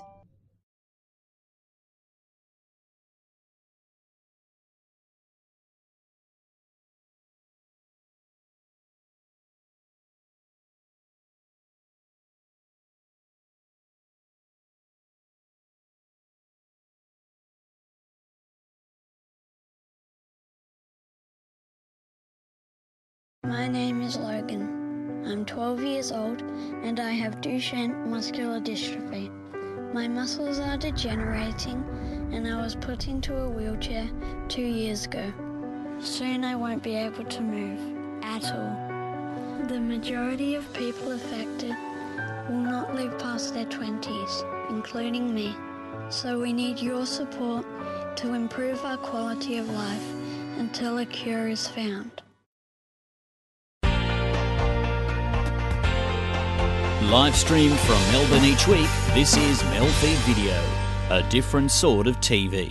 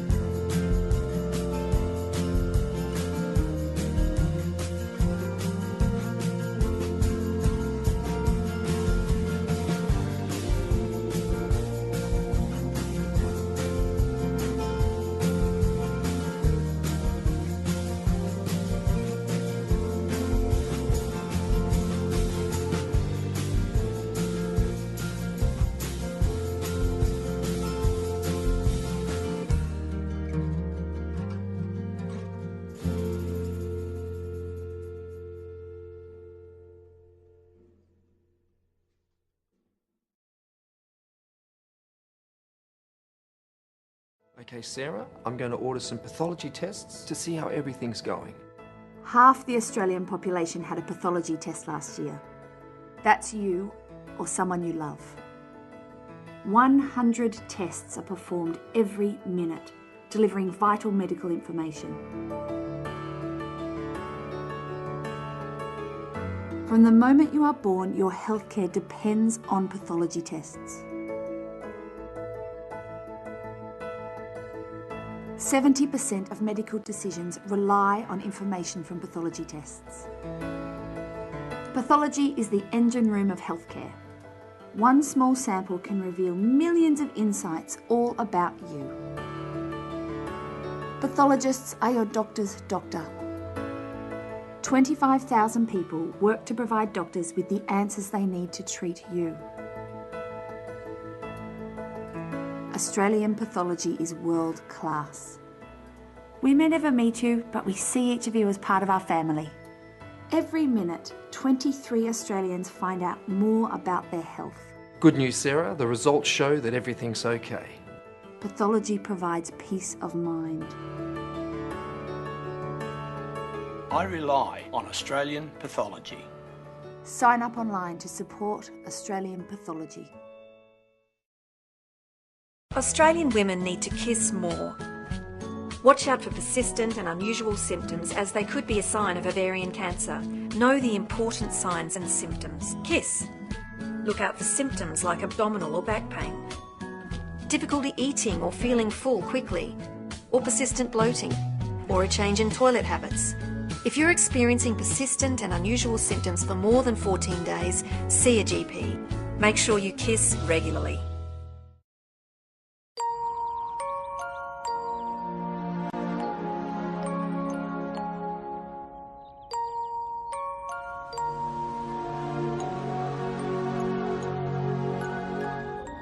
There's a difference between forgetting something once and forgetting it many times.